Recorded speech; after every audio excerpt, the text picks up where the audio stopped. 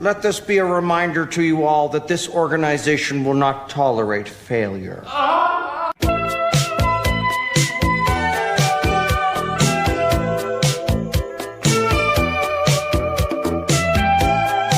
The side of the federal building has been blown off, Jesse.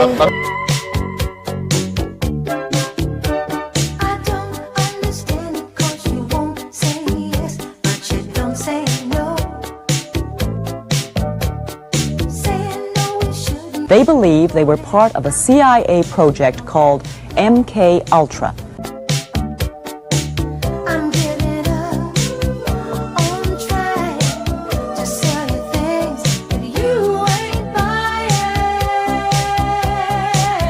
Just like a segment of society that is not living in reality.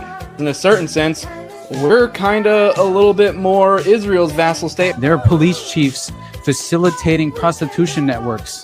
Do you understand? It's all in your head. It's your move. What does God look like?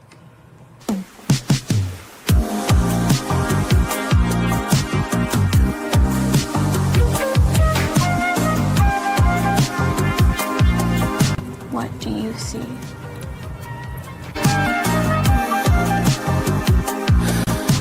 We're solar-powered biological AI. Wait, what?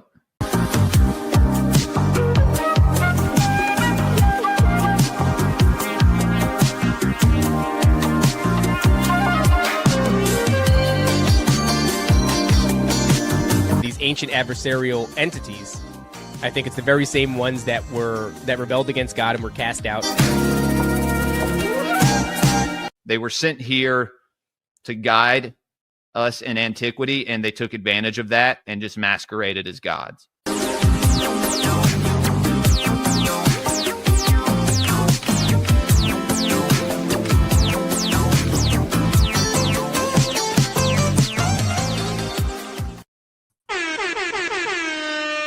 Good evening, everybody, and welcome back to another episode of the Greypilled podcast. It is I, your host, Sir Julian the Grey. No, I'm not. We'll get to that maybe in a little bit. Guys, what's going on? Happy Frigg's Day. Happy Friday. Made it to the weekend. It's a pretty long week. I am your host, Jules. If you haven't been here before, welcome. Welcome. Y'all go ahead and like the stream. You know, go ahead and give y'all a little heads up. This is going to be a banger of an episode. And I have a very good friend with me this evening, and someone who hasn't been on the show in quite some time, actually, but is a regular, like, to the show, I guess, or on the show, whatever. I mean, you've been on several times, and every episode that we've done together always is a heater. And we've also done a show together. Guys, give a warm welcome to our friend, our brother, the man, the myth, the legend, Austin Picard. Thank you, brother. As always, you already know how much I love you, man. And anytime I get the chance to have a discussion with you, yeah, I'll take it. And especially considering just the current environment, you know, it feels like, I don't know, a very effective bipartisan deception is at play. Maybe even considering what could be a manufactured immigration crisis escalating the domestic culture war in a certain sense. And I believe it's achieving essentially the objective aims of which, the agenda hopes to essentially usher in terms of the heightened emotional state of mind that I seem to, I don't know, just see oversaturating the social media landscape. Hopefully that's just, I don't know, some kind of strategic misdirection of a controlled algorithm. But I'm a little bit concerned that a lot of the general public is very much influenced by not only what they see on social media, but the prominent personalities who reside within the influencer industrial complex at large, right?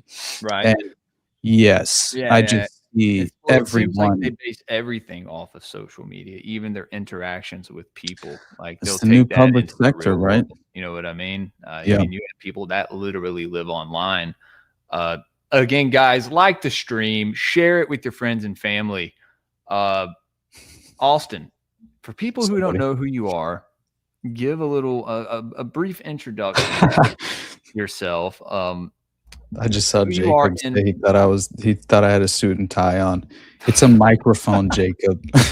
Oh man, Jacob, what's up, dude? Shout out Rise to Liberty. I was watching y'all show yesterday for a few minutes. So I had a few seconds. Yeah, tell people a little bit about yourself and about the show, your multiple shows, because you have a few that you do. You have one that I did production for. I'll just do your shows for you, I guess. But I'm just kidding. Do it, Jules. Well, no. I mean, I did already dead for about a year. Now that's passed on to Jacob. You know, and he does a great job.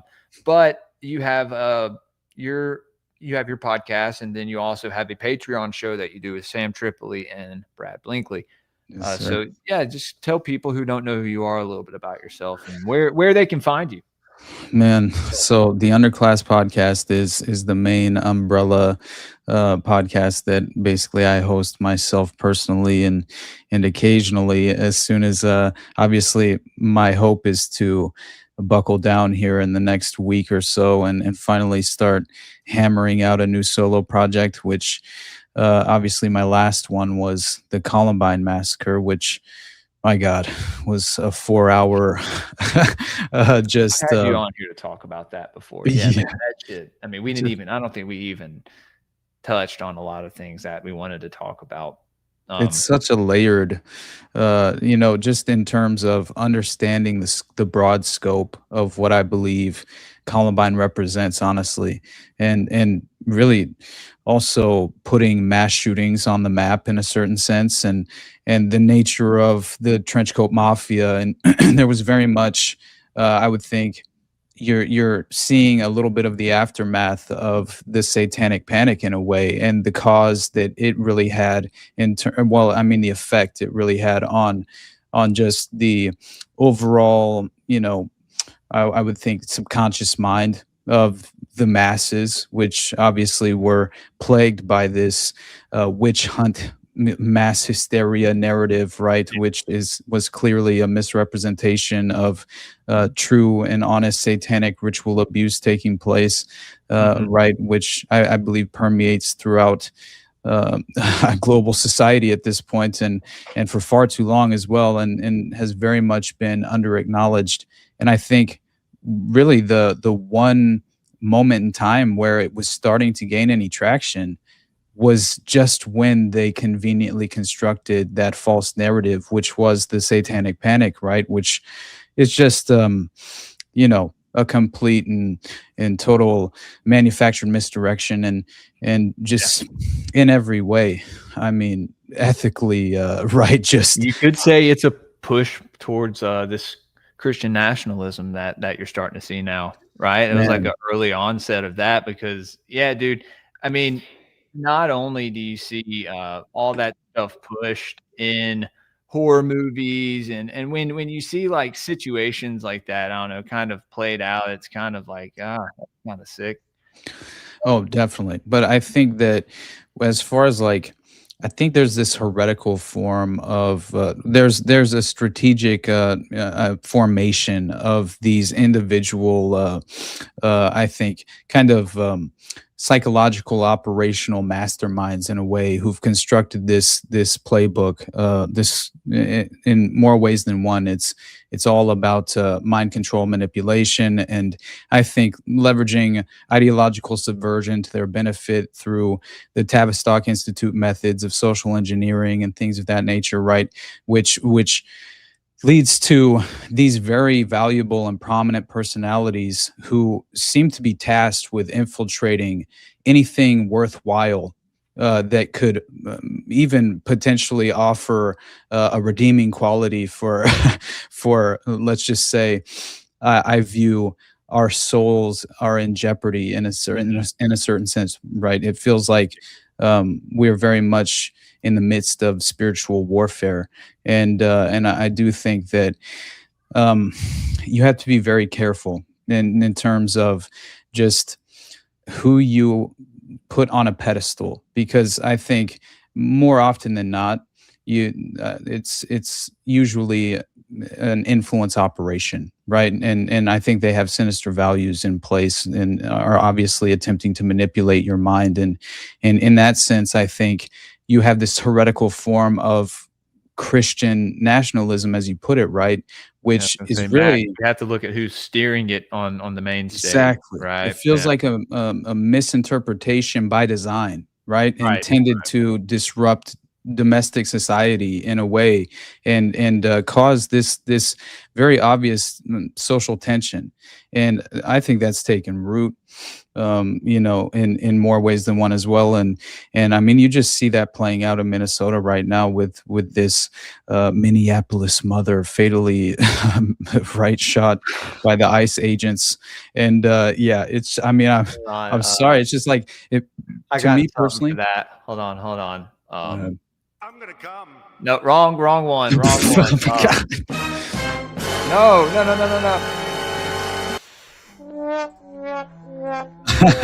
Oh my God. What I fuck see around it, with fire, you get burnt, dude. You know, I mean, right, I do. I saw, and the only reason that I push back there is because I think there's this duality playing out in terms of the bipartisan propaganda, right? And especially as I see it, a manufactured immigration crisis, and it's to really evoke this exact reaction. And I think to divide the general population against itself, bogged down in nonsensical debate, this Renee Nicole Good is essentially receiving a very similar disingenuous mockingbird media manipulative reactionary spotlight, which it reminds me of Ashley Babbitt in a way. It's just the ideological reversal, right? Where you see this reversal in ideology, and in reality, it's just the pendulum swinging in regard to the bipartisan deception. And so you combine that with the influencer industrial complex, and I mean, my God, Dan Bro, it's Bongino's. neocon season, dude. Like these folks have turned into, I mean, for what it is, I mean, Georgina Floyd. Holy shit. Oh man. I mean, MAGA has become, I mean, I'm gonna put it lightly, war, people are calling them war criminals. Right. But there is something deeper behind their schemes. Man, you know what I was just telling you privately, basically, is my first thought was, man, in a way, I accidentally predicted this in a certain, just as far as whenever I watched One Battle After Another. I was talking to Sam and Brad on whatever this is about basically just the plot line of the film, how it opens up with, and this is the Paul Thomas Anderson film that just came out about with Leonardo DiCaprio and Benicio del Toro and all these very I haven't seen it. It's a great movie, but preview for it. But I will say, politically speaking, I am not in any way aligned, but I will also say that Paul Thomas Anderson's been one of my favorite directors for a long time, just as far as he did Boogie Nights and The Master about Scientology with Joaquin Phoenix. And I mean, he did so many different films. Magnolia with Tom Cruise, when that was one of my very favorite Tom Cruise roles of all time. It's a crazy movie. Yeah, it's been a while since I've seen Magnolia. He did There Will Be Blood with Daniel Day-Lewis actually as well. Yeah, Dude, I love Daniel Day-Lewis. He's probably one of my favorite actors. And then, honestly, I think my favorite film of all time is that movie Inherent Vice with Joaquin Phoenix as well. Which so good, right? Yeah, and that's same director. No, that movie's fucking good, man. Oh, I need to rewatch that. But far more based than this One Battle After Another, right? And Martin Short's in it, like doing cocaine, like oh in my a God, suit. That's one of The my back favorite screen. sequences of all time in film, right? Pay no mind to what's under right, to what's in the bag under the seat. He's like, hey Fucking, man, what are you Josh, putting under the seat? what's his name? The guy who plays the cop. Josh. Joaquin Phoenix. No. Oh no, Josh Brolin. You're talking about Josh Brolin. He Lightfoot. comes in and just like starts eating Bigfoot. fucking weed. Yeah, Bigfoot Bjornsson. Yeah, man, I'm telling you, those two together in that role, and as well as and Benicio too, right? Like I thought all three of them, were just phenomenal. Yeah. But and then also, man, I mean, my God, the application of what it was representing, the value of that. Right, like this is the COINTELPRO playbook, but far more than that. I mean, the conceptual notion of hiring an MC club, a motorcycle club, to run security for a domestic intelligence operation, to grant you plausible deniability as an intelligence cutout, or as well as the feds being involved. You know, you have various entities within the FBI or whatever, who are read in on certain aspects of the intelligence operation as it plays out and whatever their role may be. Mm-hmm. But it's usually compartmentalized for also plausible deniability. I mean, it's just the name of the game. But to have that involved with the plot of Inherent Vice, you know, and then to go far beyond that, I mean, my God, they basically have a Laurel Canyon scene. You know, they're Martin Short. What was he doing as a dentist, running that office, doing cocaine, and just fucking all those girls? He was basically, I think it was again a layered enterprise. So it was a front for the heroin trafficking operation, right? For the Golden Fang and the cartel connected yacht and the enterprise that they were running to funnel in these drugs domestically within the U.S. But then it goes far beyond that. It's just crazy to actually see that what they were doing with Mickey Wolfman, this real estate mogul, is the feds essentially what Benicio tells Joaquin Phoenix's character is he compares him to Howard Hughes. He says it's like when the CIA wanted to have an Anglo on the strip. Right. So essentially they wanted to rival the Italian mob by installing their own guy in Howard Hughes on the Vegas Strip. So Howard Hughes, again, he's like one of the original Elon Musks or some sort of, I think manufactured personality in a way. He's dating all these starlets. First he's probably an occultist. Yeah. Oh, definitely. Yeah.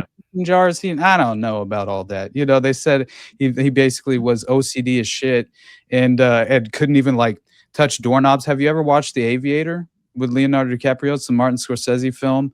It's about Howard Hughes, right? And it's actually really great. But he's tripping from OCD pretty much the whole time. But that's wild. I have OCD. Yeah, Howard Hughes, it's limited. Howard Hughes is connected to intelligence, though, man. Like he was legitimately called by Nixon when he was VP, and he was told that he had to essentially create domestic training sites and black sites within the U.S. for the Cuban exiles, right, at the time, and they were basically going to train them up and then utilize them in these operations against Castro, and the Aviator. But yeah, and but it's interesting because who did he call? He essentially, and Howard Hughes apparently gave Nixon's brother this massive contribution just as Nixon's running for president. It's dark money in politics, basically, right? And also money laundering. But I do think, what did Nixon do? He calls him up, and this is leading up to the JFK assassination, right? And he calls up Howard Hughes, and he's like, hey, Howard, you got to set up these domestic black sites for us for plausible deniability cutouts. And and then, basically then we will obviously train up the Cuban exiles for that purpose. But more than that, I think they've essentially utilized these black sites for far more operational value, in my opinion. But it's still interesting to see how not only does he connect to the JFK assassination through that, essentially, he also connects to the RFK assassination, right? Because, you have Robert Mayhew as one of his right-hand men who sets up a security company, and then inevitably is staffing Thane Eugene Cesar, who takes the moonlighting security job at the Ambassador Hotel just in time for RFK to get assassinated in the pantry, while he's pulling him back and shooting him at point blank range as Sirhan fires blanks for a distractionary measure. You know, it's only a matter of time before they make an RFK movie, JFK movie, and they're going to try to rewrite the script once again. Oh yeah, no isn't doubt. it funny how Leo? Well, it's real fucking weird how he always dates women who are like, "Hey, mom, what's up?" You Good to better see be you. good, boy. Mom's hanging out. Hell yeah, that's awesome. You know, he dates women that are, I mean, I'd say way less than half his age. Oh yeah, no doubt. No, I'm not saying that he's like Closer to someone my to admire. son's age. Right. I definitely always there's certain performances I appreciate, but yeah, I can compartmentalize things that I value and from the personality themselves, and whether I judge them and condemn them to hell or not is a totally different thing in my mind. I can see, you know what I mean? Well, I think it's funny how he always plays some kind of CIA or like, you know, intelligence agent, like I don't know. It kind of makes I mean, you The wonder, Departed, right? The Departed, he like straight up he infiltrates the mob, you know, the Irish mob in Boston. Catch Me If You Can, you know, like Oh he's man, more that's like an a interesting scam, one. you know, like a scam guy in that movie. But you know, he I'm trying to think. Frank Abagnale, that's a true story too. That's such a weird story because after So he it gets makes you away with think, all like, that, was this guy connected to the CIA somehow? Oh, he always definitely was getting away recruited. with all this shit. You know what I mean? Like he had to have. So it makes you wonder, like, probably is was a spook all along. DiCaprio a Fed? You know, you think Right. I haven't looked deeply into Abagnale except for the fact that he was like this master forger who then was recruited by the feds in order to, I guess escape and then his. they put a bunch of stuff on him, right? They blame or they pin a bunch of charges up on him or something. I don't know. It just makes you kind of wonder how many actors could be federal agents or the Laurel Canyon effect, literal spies, and you know. No, I without a doubt believe there's definitely a major influence in terms of Hollywood and the CIA. They have liaison offices set up to basically, conduct a talent agent or organizations, right? It's very interesting. But I think Tommy Lee Jones' brother was like very deeply involved. This is very strange, honestly. I talked about it once before, but anyway, the whole reason that I brought up One Battle After Another, though, was because it essentially predicted, at least it incites this very much the same philosophical perspective of what's playing out in terms of the leftist mentality with this Minnesota scandal, and essentially it's a murder, and as much as, you know, whatever, how I think it's a nonsensical debate in terms of like, is it deserving or not? Honestly, I'd never side with the state, even if it is like some sort of ideological difference that I may have. But I will say that I'm at least objective enough to admit when right, there's just some justification for deadly cause or something. And in this case, I don't necessarily think so, right? But that doesn't mean I agree with the personality and the individual and how she was behaving or whatever. And you know what I mean? It's like I'm not. Both could have handled it a lot better. Absolutely. And in no way am I really defending either side, right? I think it's entirely disgusting. And the fact that we're even in this situation to begin with is a manufactured crisis. Damn it. That's the whole point. That's why, what are you doing going to a protest, dipshit? Unless you're going to actually rise up in arms against the state, what the fuck are you going to achieve? That's all I'm asking. Like, I think you're very naive. You know, like, you know, take care of your children. Yeah, and certainly don't take them to a protest. And I mean, that's ridiculous. I mean, that's where violence happens, and you act like, no, it's a peaceful protest. no I don't protests are think ever people should take peaceful. their Usually. kids to rallies because there's people protesting It's outside at of least a rallies. powder keg for, it's like Yeah. at any moment, provide the spark and this shit will go live and beyond the fact, Magic bullet, infiltrate it. huh? Oh God. I mean, J6 is the best example. That's why I felt like Ashley Babbitt was an interesting comparison because what did the conservatives do? They freaked the fuck.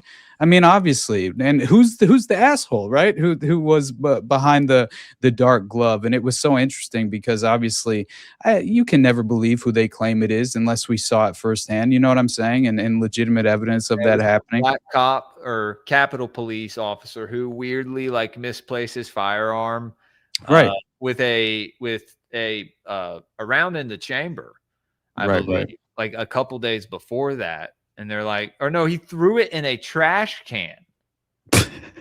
That's what so it funny, was. dude. He threw That's it, and so they like funny. saw it on camera. It's like, bro, what are you doing?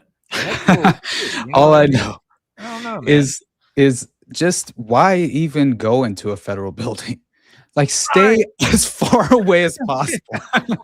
Like honestly, that's all I'm saying. All I right. don't want to be around the federal That's my government. advice. Yeah. Yeah. But I mean, if they come on my property, that's a different story. hell you know? yeah. But Absolutely. it's fucking Randy Weaver time, But Right. Which I actually saw. I think it was Jake Shields tweeted. Like today's right would essentially hold on, let me actually pull the tweet because I thought it was really interesting and an intellectual take, Yeah. But it was basically it was pretty much about Ruby Ridge and Waco and how this modern version of the right would basically approve of what happened there, right? And I thought it was unfortunately a little bit too accurate in terms of just people cheerleading the violence on either side of the political spectrum. I think is very much unethical and achieves nothing. And just in terms of all it does is escalate the division and reinforce. The just I made a it's joke earlier. It may have been too soon, but Oh no, dude. I mean, honestly, we have to do this. how it is. Yeah.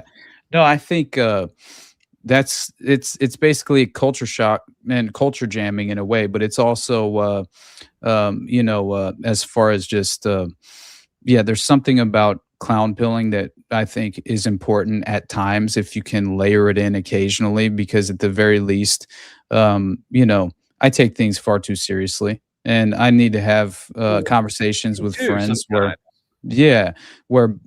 I can come back down to earth and just appreciate a ridiculous offhand joke, which has no bad intent attached to it, and is in reality just trying to,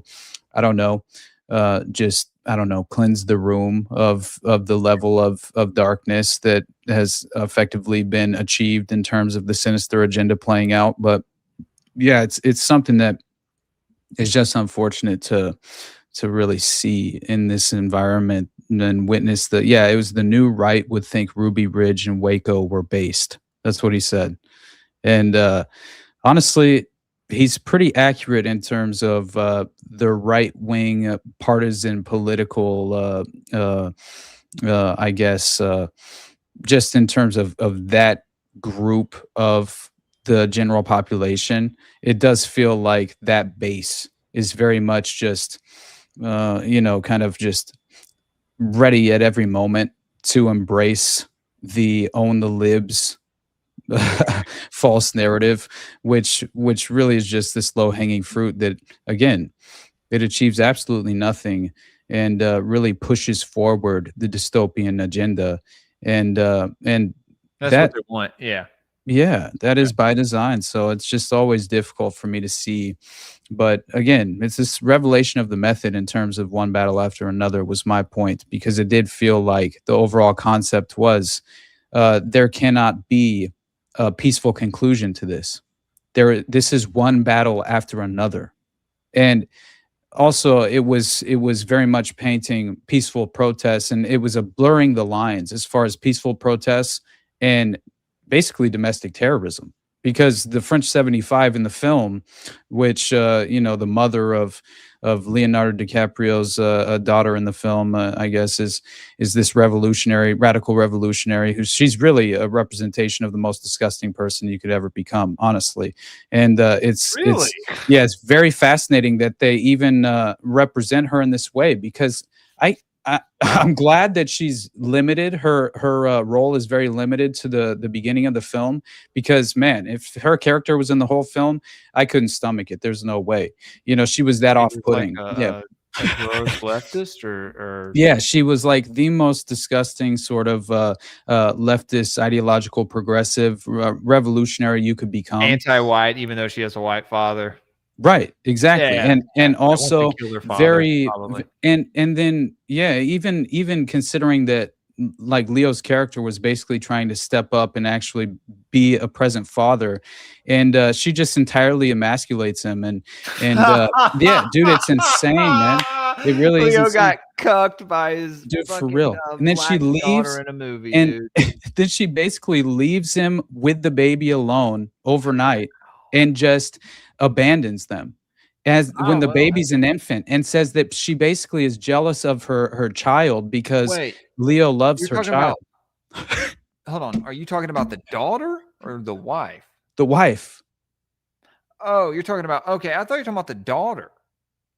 No, the wife cucks Leo's as the husband, right? Okay, right. Yeah. Yeah, no, That's she what I'm leaves him saying. stranded. Yeah. And then abandons him, right? Essentially, after he actually I thought you were saying attempting the daughter was emasculating him as a man. Oh, well, yeah, that does happen later on. Oh, yeah, okay. absolutely. So, like daughter, like mother, or vice versa. Yeah. Okay. Well, I mean, hey, man. Not as bad, but definitely disrespectful, and essentially not the character, or as far as parenting dynamic. I would attempt to, They push this, and then in anyone else who's in that type of situation, racially, will act the same way. We'll feel like, well, there's some truth in how she feels. Right. Because she's just like me. Right. Because and dude, it's so strange though, because basically the first scene is they are freeing these immigrants from a immigration detention center, right? This facility that's right on the Texas Mexico border. And they have this military colonel named Colonel Lockjaw, who's played by Sean Penn, who's running this. Faggot. Yeah. Who's running this, and probably a spook, right? I mean, he's giving his Oscar to Zelensky in Ukraine, and the wrong brother died. It's just so crazy. But Sean Penn, his character, it really is played perfectly though, and as far as this right wing, really this what you would imagine as this military mindset, which also overlaps with this strange racial purity Aryan philosophy, where it is essentially racist, right? And it's very much the stereotypical right, worst sense of the stereotype as far as what they're trying to reflect, and he fits that perfectly as far as the representation. No, Sean Penn's character. Oh, Sean Penn. Okay. Yeah. I was gonna. Okay, so there's another white man that they will put, because I don't know. You kind of see it's either this like very hardened, like drunk of a man who's just a total piece of shit, or some goofy fat fucking like chud of a dad who's just like, hey, what's this, and falls off the roof. It's never like the leading heroic figure that it used to be. Oh no, not at all. And that's to demasculate white men. Oh yeah, no. Leo's character is basically just a fuck up the whole movie. Besides being like a kind of Tim McVeigh type in a way, where he's very great with explosives, and he's basically an explosives expert for the French 75, this radical revolutionary group, which is how he impregnated the mother of his child, obviously, who's this black woman who's the leader of the organization, or kind of the face, and then she commits I this. actually love that actress. Yeah, no, she plays the most disgusting piece of shit very well. Malibu's Most Wanted. It's that chick, right? That plays. I don't remember, honestly. I really don't. I think it But is. you just want to hear my breakdown. Awesome, because it's really it's what not. We don't need the movies. We just need Austin in the theater. Just And that is.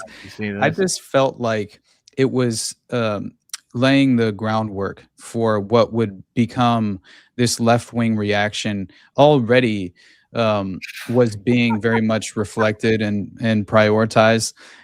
I love the honesty, Mac. Thanks. Hey, dude, good for you, honestly. I mean, it's I think if you can compartmentalize from the philosophical interpretation of what they're trying to present politically, right, and that's the problem, is I think it's a manipulation, and what it really is revelation of the method, social engineering, to essentially Every single time.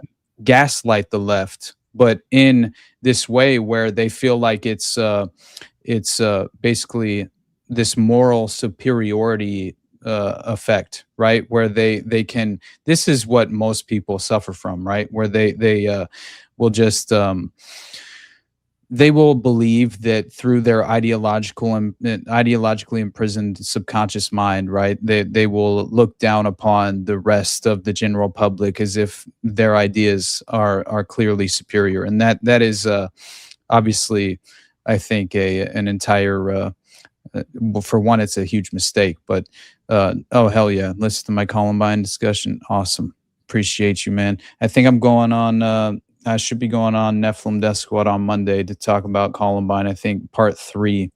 Oh shit. So hopefully I'll actually talk about Columbine this time. That would be awesome. But we'll see what happens. Boys over at NDS. Man, I think what's crazy though is if you look at, well, for one, you know, we're discussing like this notion of a left-wing radical revolutionary militia group of some kind, where now you have this White House spokeswoman, right, coming out and claiming that the White House is saying that the fatal Minneapolis ICE shooting occurred as a result of a larger, sinister left-wing movement that is spread across our country, which in many ways is reflected by that French 75 group in the film. And so just to see all the violent immigration crackdowns and on the protests as well for due to immigration in the film, it did feel like it was just setting the stage and laying the groundwork for what would effectively happen and take place in real time just around the corner, with just the little proper nudge given here and there, right? Then what do we have? You basically have what they really wanted to usher in, which was what are they claiming? Nationwide protests spark after this Minneapolis mother is fatally shot by ICE. And this is how the general official narrative is being presented, just on, you know, just it's very interesting. During an ICE operation targeting a Somali sex offender near her South Minneapolis home, U.S. citizen Renee Nicole Good was killed by deportation officer Jonathan Ross, who fired 3 shots into her vehicle. DHS claims self-defense, saying she accelerated toward agents and injured Ross, but videos show her slowly maneuvering away with no visible collision. Although I will say that's a little bit bullshit, because I did see the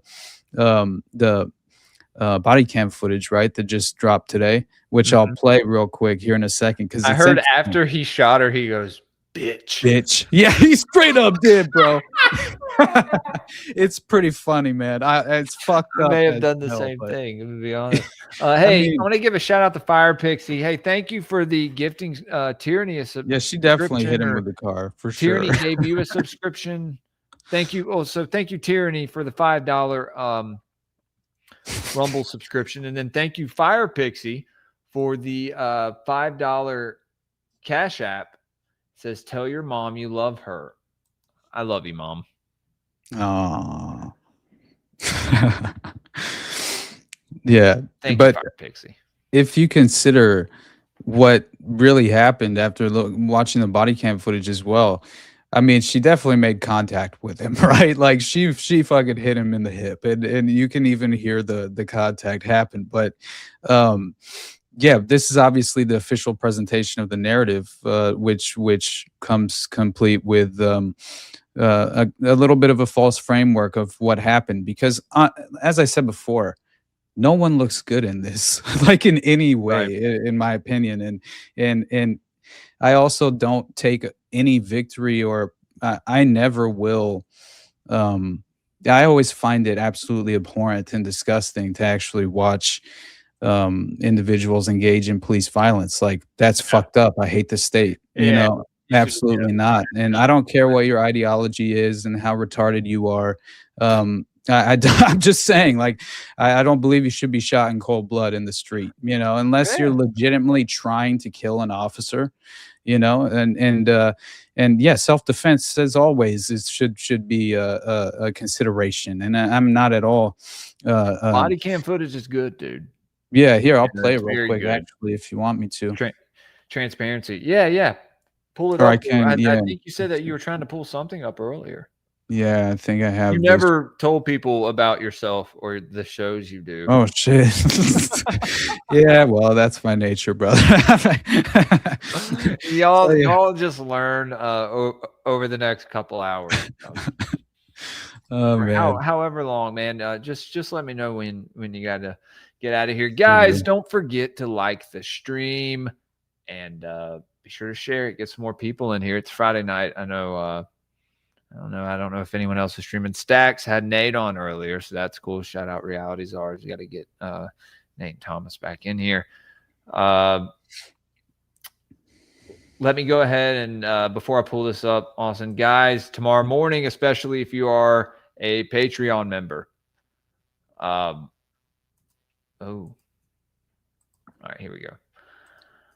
We got Gods of the Morning Wood. We are doing Beelzebub's Tales to his grandson, which I didn't know was written by Hey, is that the Gurchif. Rat? I think I met him at Bro Grove. Yeah, it's Rat, dude. That's right. Rat, Subliminal, hilarious. Nick, and then there's a headless giant behind me. I'm pretty sure we took a picture together even. Can't remember. Yeah. No, Yeah. he's awesome. He's a good friend of mine. And we're discussing Beelzebub's Tales to his grandson, the first hour, and that's written by Gurchif. And it talks about this alien god who's flying back to his planet, relating his incarnations, his past incarnations to his grandson. And I know who it is. We're going to talk about it tomorrow. I know who it is. I've talked about it a lot. We've talked about it. If you watched Elohim, if you watch Elohim Etymology, you probably know who it is as well. Anyway, second hour, we're discussing the Orlinda. That will be on Patreon. Be a little deeper of a dive. I will then after that, I'm going on Broadcasting Seeds with Bennett, who is one of their. He's on the Occult Reject sometimes. He's a good guy. So I think we'll be live streaming that maybe to YouTube. I'll post the link. That's tomorrow, guys. So y'all be sure, if you're a Patreon member, you'll be able. We're cutting the stream before we get to an hour. We got to. So if you're not on Patreon, go ahead and get in where you fit in. I'll make it worth your while. Hopefully y'all got your stick. I'm getting new stickers this week. I'll present them to everybody. We'll look. I also wanted. I'll probably be doing an episode this next week, maybe this weekend. Been doing a lot of research into my ancestry, and let me pull this up. Let's pull this up real fast, Austin. Found some of my ancient family crests. Go back. It's not a secret, my last name, but my grandmother's maiden name, Downing, is very English. And if you go further than that, you get into the Garland family. And this is where I believe my ancestors may have been knights. So let's pull this up because this is pretty fucking cool. And I know everyone has their own like family crest or whatever, but this is mine. So let me share it with you guys real fast. Let me close this out. And there's actually a couple of them, but the other one's a little blurry, so I'm not going to share that one. We'll take a further look into, like, I don't know. I just, it may be a Patreon episode since it's so personal, but it's pretty fucking cool. That's very cool. Yeah, dude, look at the Pegasus. Yeah, that's amazing. And they even, I believe, they have phalluses on them. Oh, wow. Yeah, that's incredible. Oh my God, dude. This giant would love that. And then Subliminal was telling me there's something to the other one with the like wreath that's around the knight's neck. But also, I don't know what kind of flower that is in the horse's mouth. I was like, is that a blue rose? If it was, I was going to shit because like Twin Peaks blue rose. Oh no. But it's not. It's not. You know, roses are closed, right? Right. So I don't know what it is, but that's one of them. Anyway, I thought it was pretty cool, guys. You know, there's Soul Explorer. Hey, man. Good to see you, brother. Good to see you, man. It's been a while, dude. I miss you. Go ahead and say it. I miss you, dude. Missing you in the chat. You're one of the original people. This guy was like at all my shows for the first year, then fucking disappears on me. Oh man, he's still a Patreon member though. He's still in there. Tune in tomorrow morning, Soul. We're doing a couple books I think you'd be very interested in. But this is my family crest I found this week going on Ancestry. Found pictures of my family, of my grandfather on there from when he was a fucking kid. Like, wow. And I'm hoping I can maybe after I send the DNA in, obviously I can find something out about his family because he was adopted. You know, that was the one that was adopted by the Jewish family. Right. I don't know who his. You know, I know my grandfather on my father's side, my grandmother. That's all English and Scott, and then I believe on the other side is the Norwegian, Swedish, German ancestry. So I will keep you guys updated. Very excited though. So learning new things, learning about ancient culture, and it's fascinating stuff. So that is beautiful, though. Yeah, man, isn't it? It's also there's a wreath on there, and then I guess a griffin too. So man, and you find those colors in alchemy as well. So I'm like, were my ancestors mystics? Were they a part of some secret? If you were a knight, you were a part of a secret order. We talked about that. I don't know if you've been on since. I've been doing a lot of research into ancient Albion and Gaul, and reading the Eddas and stuff, the Germanic sagas, and it's fascinating, dude. But you find this symbolism embedded in our ancient culture, and I believe, I know it's been used by these New Age occultists to subvert and invert reality, and they because it's the intention behind the symbols. Exactly. Right? And in anything, it's the intention, but specifically with symbolism and hypersigils. They use that with all these Super Bowls and big award shows and whatnot. People don't even know what they're looking at. That's for damn sure. So, yeah, man. So there's just a lot to learn. Like, I don't know, man. Like, my first year of the show, we were talking about the Anunnaki, and I was reading, and I read some Heiser, Sitchin, Lawrence Gardner, Bramley, but kind of went from there into learning more about some occult sciences, the egregore, tulpas, alchemy, a little bit into the mystery schools and stuff, but then ending on, because we're almost 2 years into Greypilled, now we're getting into other cultures, like these writings from other cultures, right? Not just like the Apocrypha and the Book of Enoch and the like the Semitic stuff, right? Which is more popular. It's more popular. It's what more people subscribe to, and so they look to that more.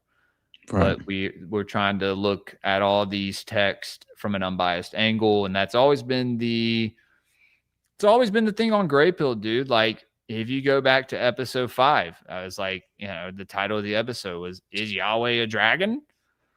You know, like we've always been questioning everything, man. So like, I hope people are enjoying where the show is going. And yeah, we had a little New Year's show that we did where I gave a little shout out to you and Jose. I almost cried. Thank you, brother. Yeah, it's okay. We're not going to talk about it. Anyway, but Austin, so does this Somalian stuff have anything to do with the Venezuelan stuff? Well, I do think I that think foreign assets or like foreign, these I mean, we're obviously now we are gonna have more. I mean, there's been more immigrants come in. I don't think Trump has deported fuck all. Oh, buddy. I think he's telling us one thing and doing the other. I think they do the same thing with roadways. Right. The same thing with iPhones. I think they tell you they're getting better. Technology is advancing, and it is getting shittier. Dog. They have to update the software. You have to do all that, but it's the same fucking phones that we had 10 years ago, and they're just selling them for $200, $300 more, and we fall for it because there's nothing we can do. What are we gonna do? What are we gonna do, dude? We live in this society. We're in this world up. I mean, unless we can get in our own communities, our own schizo communities, which we could do, it would take organizing. But the conspiracy community could quite literally, I mean, live close to one another. We could. It would take some, organizing, like I said, but could be cool. I don't know. It's something that's been done before, guys. Think about it. All you other fellow podcasters out there, you got some money. Let's buy some land. Hey, dude, look. Hey, man, it's 2026. You know, I'm 33 this year. I feel like a lot is resting on this year. Right. Mm-hmm. And I've been told that a lot does rest on this age, like a lot of decisions and things in life. I don't want to get too far off on a tangent about esoteric topics, but good buddy. Back to what is all happening, because this all happened kind of within the same week, right? Or the same 2 weeks. Man, it's interesting because it feels like if you consider the notion that we've had special forces very hyperactive within Somalia for, generations at this point. And so I think the concept of essentially activating because this is Somalia's basically a failed state in many ways as well. And then like what did I tell you before the show? Watch Black Hawk Down. That's all you have to do. If you want to understand Somalia, watch Black Hawk Down. Watch how they act to each other and act like it's. I mean, I know that's in a state of war, but it's kind of like I don't know. It's a lot when you look at the pirates and it's like, dude, do these people bring this on themselves? And then stuff like this happens. You know what my favorite part is? We have basically, I think the deporter in chief is what he's considered to be, right? And we have this asshole basically now allowing Venezuelans, migrants to apply for refugee status in the U.S. Right. And this is all happening which also I saw that Trump announced land strikes within on Mexican soil against cartels is about to happen apparently as well. But whoa. Did Trump announce this? How dare you say I look like a penguin? I didn't know you saw it. Meat Cameron said, not talking shit, but Austin does look like a penguin. Wow, dude, you bastard. It's the microphone with the shirt and the Do I really? Fucking Meat Cavern, I could take my shirt off. Hey, it's like I'm the penguin this episode, dog. It's all good. But no, what I was saying though is basically we have the deporter in chief who's now, greenlit this ridiculous, in my opinion, refugee, just the ability of the Venezuelan refugees to essentially, right, just achieve this refugee status within the domestic U.S. while also claiming to simultaneously crack down on immigration. It's just blatant hypocrisy is the point, right? And the Trump administration is clearly guilty of this. And if you are not witnessing the blatant hypocrisy and acknowledging that, then I think you're either being led by the nose and you clearly are far too suggestible and willing and vulnerable to, in terms of these false narratives, or you're ideologically captured, which is usually what most people are, right? Well, And people are led by their emotions. And when you get into, like, here we go. When you get into studying the elementals and these different realms, like the astral realm, the etheric realm, these different planes of existence, the mental plane, they're all connected. So like emotions are tied to your thoughts, and they're tied to your astral body, which like can be, attacked by astral elementals and entities. Like if you're in like this, dude, I'm beating a dead horse. I've beaten it so much, and I don't know what's going to happen to the horse, but like if you're in fear of these things, like that will, like, I just think that will manifest for you, dude. right. I think all these things are tied together, and so that's why they try to keep us in a constant state of fear. No doubt. I think it's a vicious cycle. 100%. Yeah, I think it was most obvious to me whenever I did Agenda 21. That was, I believe, the episode I covered whenever I think I evoked the Henry Kissinger quote, right, where he talks about basically, it's just before I talked about the Confessions of an Economic Hitman, which really John Perkins' book is wonderful if you want to understand how, right, these individuals of prominence in business are basically working on behalf of the government whenever they negotiate with these international, let's just say just the international business, right? And just as far as like, in terms of most of the time, if you're dealing with a company, you're dealing with the state that they have founded that company under. And then those laws are effectively going to apply and disrupt those negotiation processes and their processes. And that's I think what people don't understand, because it's a major scam as far as if you have ever read The World Order, Our Secret Rulers by Eustace Mullins, he goes into basically how the Rothschild quote, right, where he's basically saying, and I think that's how chapter 2 of the book starts, is they're quoting Meyer Rothschild, who's saying, if you allow me to create the currency or right, I care not who runs the government if I run the money system, basically. He says, I care not who makes its laws or writes its laws, something to that effect, Who right? writes its laws, the government. Yeah, exactly. And then old Gertrude, or whatever the fuck her name is, saying, if my sons didn't want war, there wouldn't be none.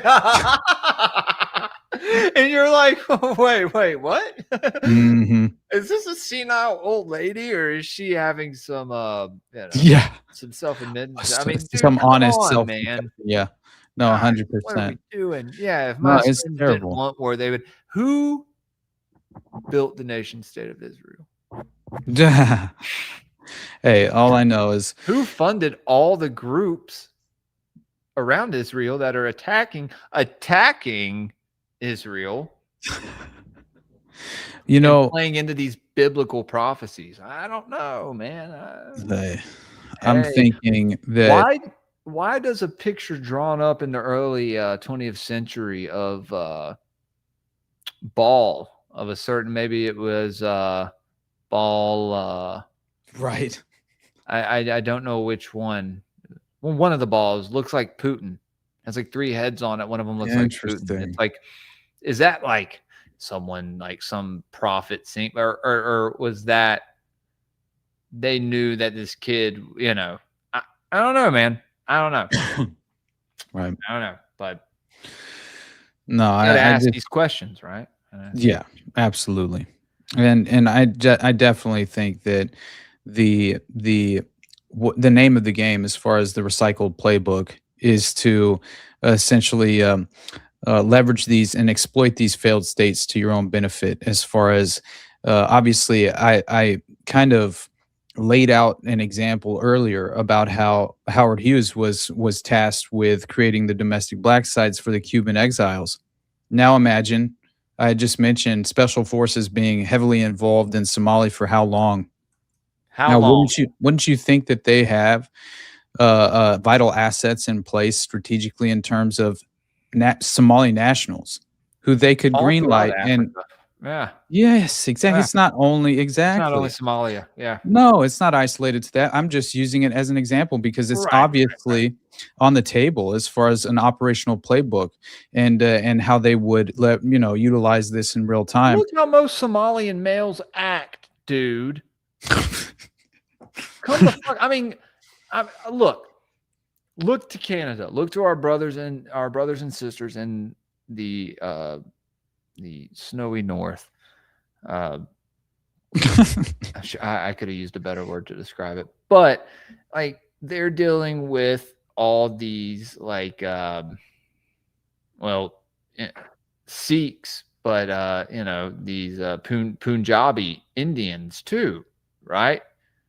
And so like it's kind of the same thing of like they're flooding our countries with people who hate us, who hate our culture, who don't want to assimilate to it. And like it's kind of like, they're picking and choosing what country are they going to flood, this, Dude, it's a modern Gladio this first world nation destabilization. with next. Yeah, destabilization operation. I think deliberate and by design, and it's working. As far as I even saw Sam make the point, obviously, like pointing out the National Socialist Party in Germany and the Tool Society and the revolution that happened there, and then the Bolshevik Revolution, obviously, as an example, and how they used the left to. And I think it's obviously not isolated to the left. I think this is how they utilize ideological politics and subversion itself as far as ideology plays into and the subconscious manipulation of whichever side you fall onto in terms of the political spectrum. And they exploit you and leverage you to benefit the dystopian outcome and the totalitarian tiptoe and the permanent establishment agenda that is never changing, despite that. I mean, this is the bureaucratic nightmare, right? We are effectively ran by a power cabal behind the curtain who are unelected bureaucrats, and they leverage the political puppets to their benefit in terms of public perception. But that's all as far as the role that they play. Bro, think about this, Austin. The reason why these other people have such power over the politicians is because they play the role of the priest, right? They're the mystic. They have this connection to this entity or this divine source, and it's all just manipulation and spiritual warfare, like what you're saying. But Fire Pixie says it's 2026, and I demand better psyops. Yes, Fire Pixie, better motherfucking psyops. Coined a new term, me, Rat, and Subliminal. We're going to make stickers. Psy-slops. Psy-slop. That's great. And it's going to be called Psy-slop when you present us with these fucking this bullshit. I mean, seriously. And I said this when I was on Already Dead. We need better psyops. Oh, yeah. Because we're No doubt. figuring this shit out like it's addition. Hey, and for that matter, you know how much we've been talking shit on the Turning Point USA conspiracy, right? And just as far as how much, obviously, it seems like it's just an extension of, and I feel the same way as far as Candace Owens is considered. Like, I'm not one of those who puts her up on any pedestal. I believe she's a creative personality and more than likely a spook in her own right, with some manufactured personality that she's embraced after her very well conditioned training from right, her Tavistock connected British aristocratic farmer husband, right, who obviously Lord Farmer is her father-in-law, and he connects back to Tavistock and social engineering, and then of course you have the notion that her father had the security contract for the cleanup crew at Sandy Hook as well, just from what Dana exposed recently, and looking at that resume, which is just phenomenal, and obviously fits the profile, right, as far as a legitimate influencer who has been thrust upon us in this inorganic way, which is so very clearly but I think a psychological operation as far as the mind war is concerned, and this is the newest form of it. And so the influencer industrial complex is real. This is all about deception. And so one nation under mind control, there's no doubt about it. And I feel like the vast majority of us are far too susceptible and vulnerable to the either the window dressing of the distractionary measures that have been conditioned into us as a society through pop culture, through Hollywood, through the level of influence as far as just the hero god complex that the vast majority of people seem to not be able to resist and reject in any real sense. And that's a problem, right? Because that just continues to facilitate this populist recipe, right? Where it's just this recycled notion of whoever holds the populist vote, right? Essentially, it's a popularity contest because the vast majority of us. I didn't mean to mute myself. My wife came out here to disrupt and say, "Hey, sorry." No, you're good, buddy. I'm just. Oh, the whole fucking point of what I was gonna say. See what I do? My God, man. Sorry, hold on, Austin. Oh, you're good, buddy. You guys in the chat, don't let me forget. All right. Erica Kirk glows like the sun. Obviously, we know this. Now it looks like it's worse than we thought. Right? Which is the funniest fucking thing of all time. Oh, thank you, Meat Cavern. Oh man. I'm sorry, Austin. Oh, you're good, brother. I mean, mess that up. That wasn't my fault. I know. No, man, you're good. She's on her phone. She's on the phone with her friend. She's like, "Guys, look at Jules," and I'm just like, "No, fuck, stop." Please stop looking at me. Like, please stop looking at me. I'm like, please. I'm trying to grab my beer, and I'm like, get your phone. Stop. Like, Erica does look like she's like either the newest AI sex bot or she's like, honestly, she does feel like the newest form of some. She doesn't even feel like a person. No, not. Right? It's so easy. Like when you see AI videos of her, you're like, dude, that's her. I know. It's so crazy. But you can't spell Erica without CIA. That's hilarious. Oh my God, I love it. But yeah, apparently there's this video, this major video of Erica Kirk. Apparently in this, it's a CIA promotional video of some kind that's for briefing purposes, right? For national security professionals. And the whole point was apparently it involved EMPs and coordinated physical attacks on the U.S. power grid, which is hilarious because obviously her mother has a fascinating connection to this obviously the NSA. She apparently has this incredible resume as far as the NSA. Her dad is Raytheon, right? Honestly, that's Charlie Kirk's parents. That's Charlie Kirk's dad. Okay, her dad is. I know. It's honestly, her genealogy is a little bit interesting because her grandparents. Who does her dad work for? I honestly don't know. Let me look up who Erica Kirk's dad works for because I had Dana on to talk about it, dude. And Dana actually, that was before she exposed Candace's dad working for. I think Yeah, so this is why, because Hook.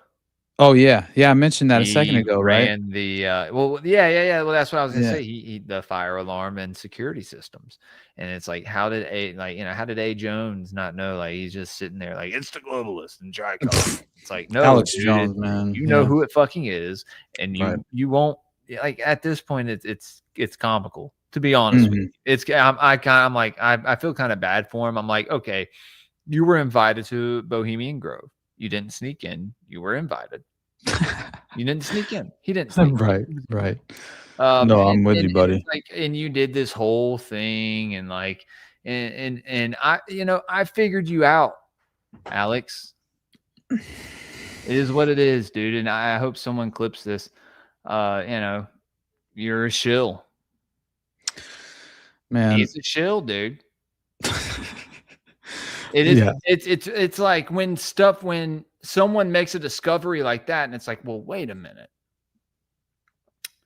This person who you've been so close with. I mean, how many times has Candace Owens been on fucking InfoWars, dude? Oh yeah. You know what I mean? And you're getting sued by the school, like by the people, behind the whole thing for insurmountable amount of money. Like what was it, like some billion amount of dollars? Yeah. It's like you're trying to tell me you don't know that this man works for this school. Like, I don't know, man. It's just like, no. It all of it is just set up. Right. I think you know this. And I'm sure you could put it in way better words than I am, but I mean, it's once you start to notice these patterns, dude, you see it in all of it, dude. And it's like, I'm not crazy. I'm not crazy. Candace worked for basically PragerU as well, right? And that's IDF Unit 8200, which also happened to employ Kash Patel's very talented girlfriend, apparently, that he's willing to spend public funds in terms of taxpayer dollars and utilize the FBI, the official FBI airplane and jet to fly to her ridiculous events. Right, she's a country music singer or some bullshit. It's the funniest thing of all time, and she worked for PragerU. No, she's fucking not. That's the story, though, Jules. She's not a good singer. No, she's not a spook. That was a human honeypot assigned to her from Mossad. What's her name? What's her name? We're going to YouTube. Where I don't care if I get a strike. I don't care. Oh my god.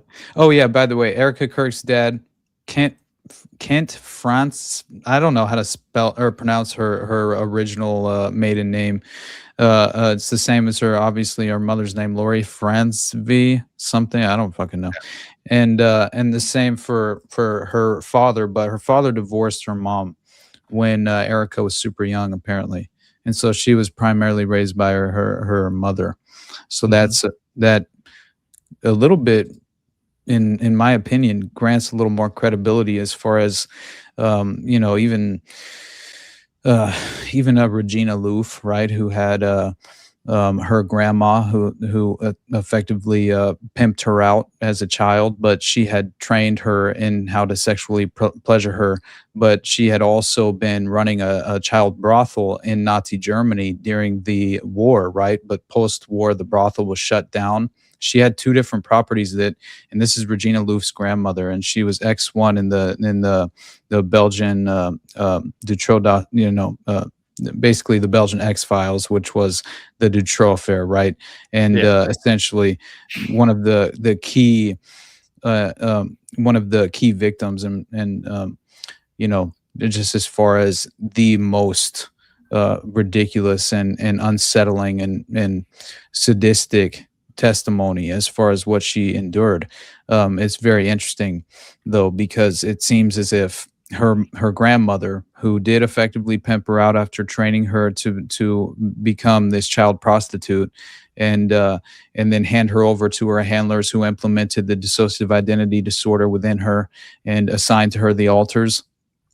this all happened after she ran a child brothel within Nazi Germany and had 2 separate properties, one in which was for the Nazi officers specifically, right? The officer class, and then the rest was for the enlisted men, and they would supply them with whatever, sexual proclivity they desired in terms of even children, and so just understanding that post-war she was shut down, and then she moved and essentially transitioned to Belgium, and then began the same enterprise, and that's what happened, right? And it's just disgusting to see. So in my mind, you have Regina Louf, her grandmother, introducing her into this world, obviously developing this traumatic, unfortunate implementation of the sophisticated methods which create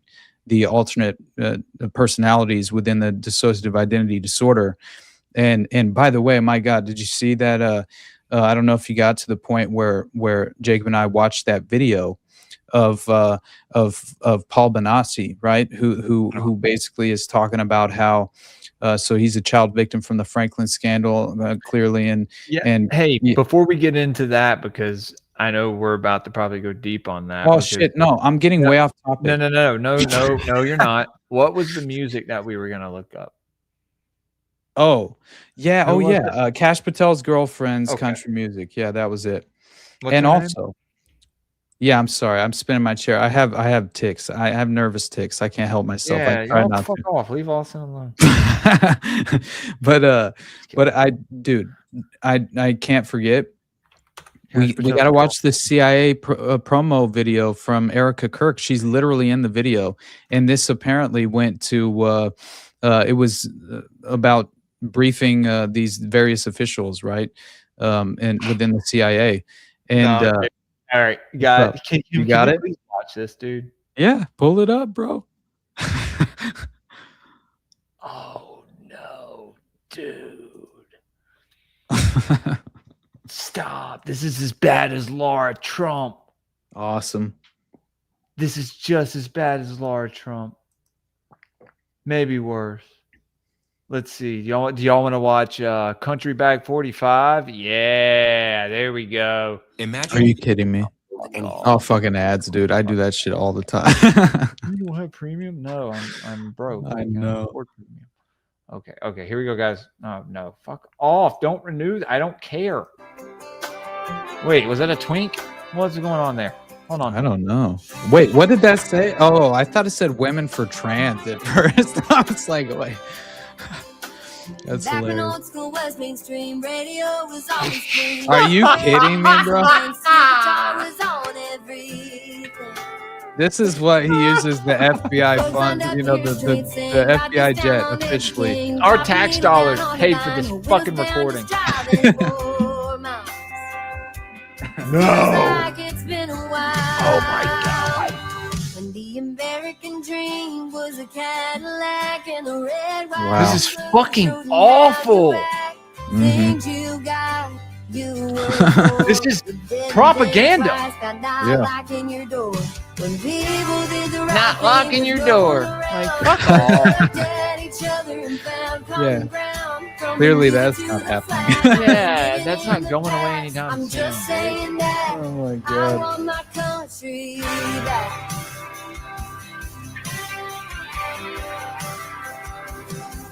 Man, I don't know if I can take much more of this. Yeah, bro. we're gonna have to cut it off short. It's so bad. Oh my God. Is Eddie Vance in it, dude? I want to see if he's in it with and he's oh God, that's awful. All right, I got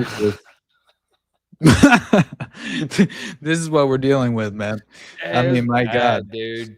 that is amazing. So we just have human honeypots all over the place, and I think the result of Nazi breeding experiments turned into modern form, which is just this obviously the Gladio version of their breeding experiments, whatever you want to call them.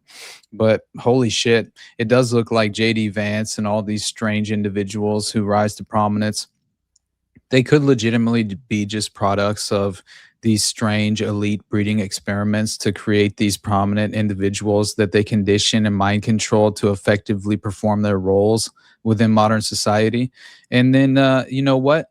That's what Paul Bonacci said, right? Which was the whole point of what I was going to say, right? Just as far as like, yeah, essentially being the ultimate end goal of his programming was to join the military, right? And obviously, after he exhausted his role in the early stages of the network, he would then essentially graduate to the next level and join the military and get stationed into Germany and one other stop, I believe, along the way. And then he's brought back after a 6-year just service and essentially he's brought back and retires from the military, and then he enters politics. And this is how he's utilized as a political puppet by his handlers, who also are very well aware of his programming triggers and the layers of programming that they need to activate and access and reinforce at any given moment, and considering the circumstances, and then they would obviously just utilize him and strategically position him to whichever position they would need him to essentially perform his role on behalf of this overall enterprise and umbrella network, or just the power cabal as it exists. That's insane, right? Like the fact that he was legitimately saying that he stopped answering the phone because he had suicidal alters that were conditioned into him through his traumatic abuse as a child, and that his handlers knew how to trigger his alters through a simple phone call. And what they would do is, if he went off the reservation, so to speak, in terms of the network, and he became a liability, well, then they would strategically hang him out to dry. So they had these fail safes embedded in the programming. And so, and by the way, that's another concept, right? The shelf life of mind control. It has to be reinforced and reconditioned through triggering and activating the individual to actually act through their programming physically.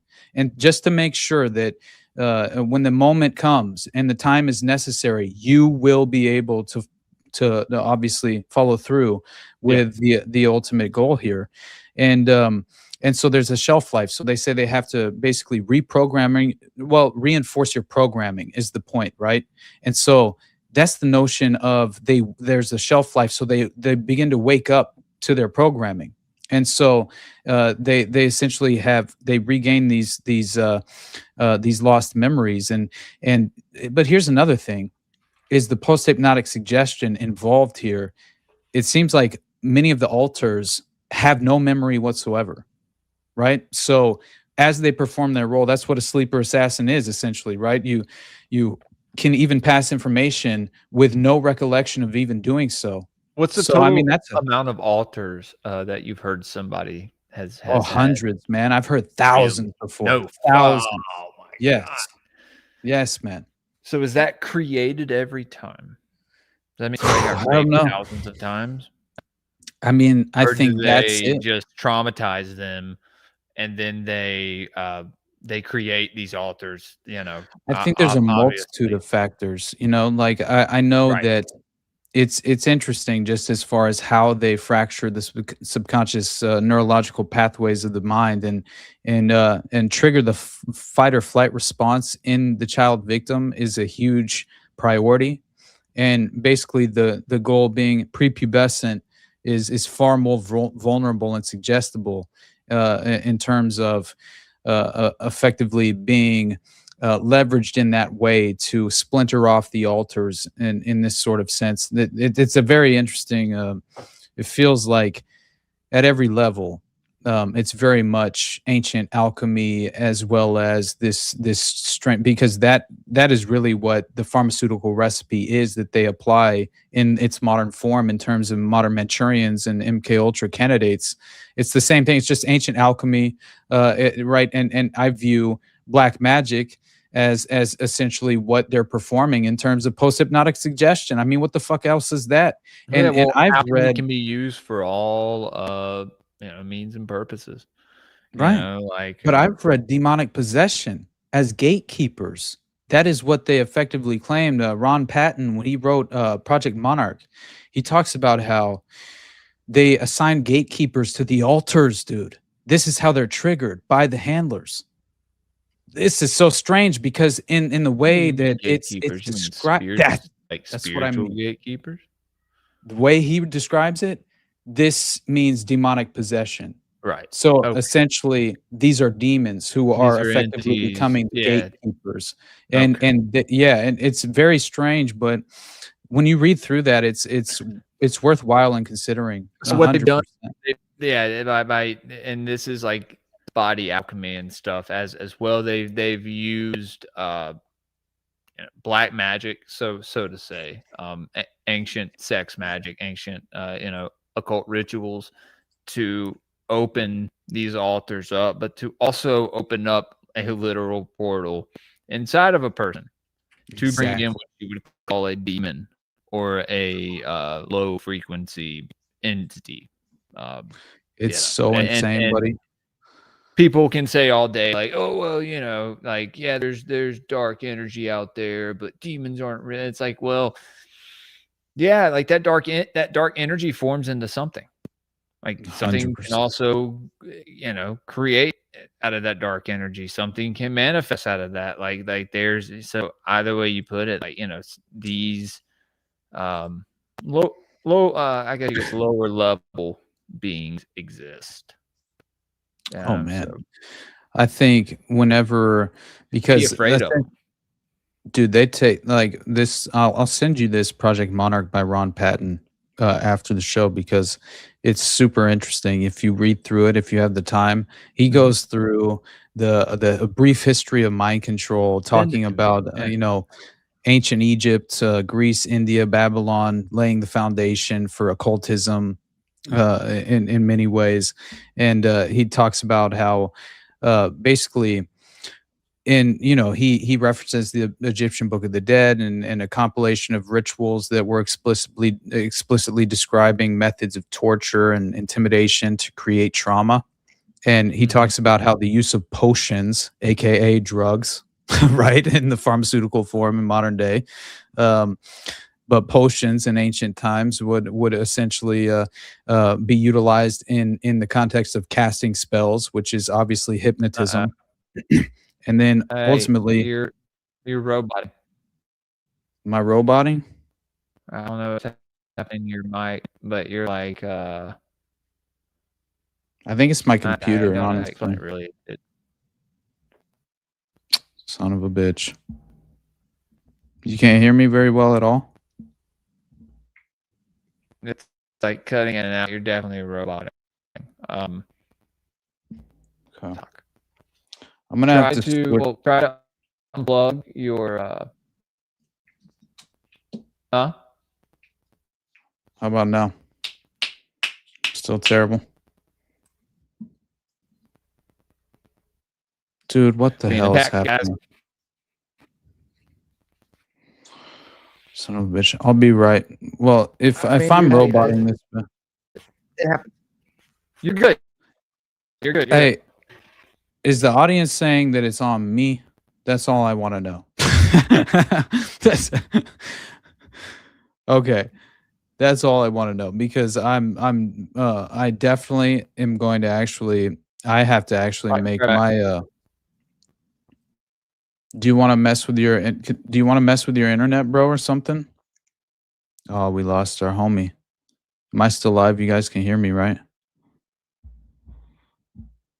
Say yes. All right, so I wish I had the ability to actually show you guys the screen, but I do not right now. So unfortunately, I can't add anything to stage, and so therefore, I can't show you the video I was hoping to actually show you from earlier, which would have been hilarious. Hold on. Jules will probably hook us up here in a moment. I'm still live, baby. Fuck it. We'll do it live. Jules is botting out and then accusing me. How dare you, sir? No, you made me panic though, for real. Can you hear me?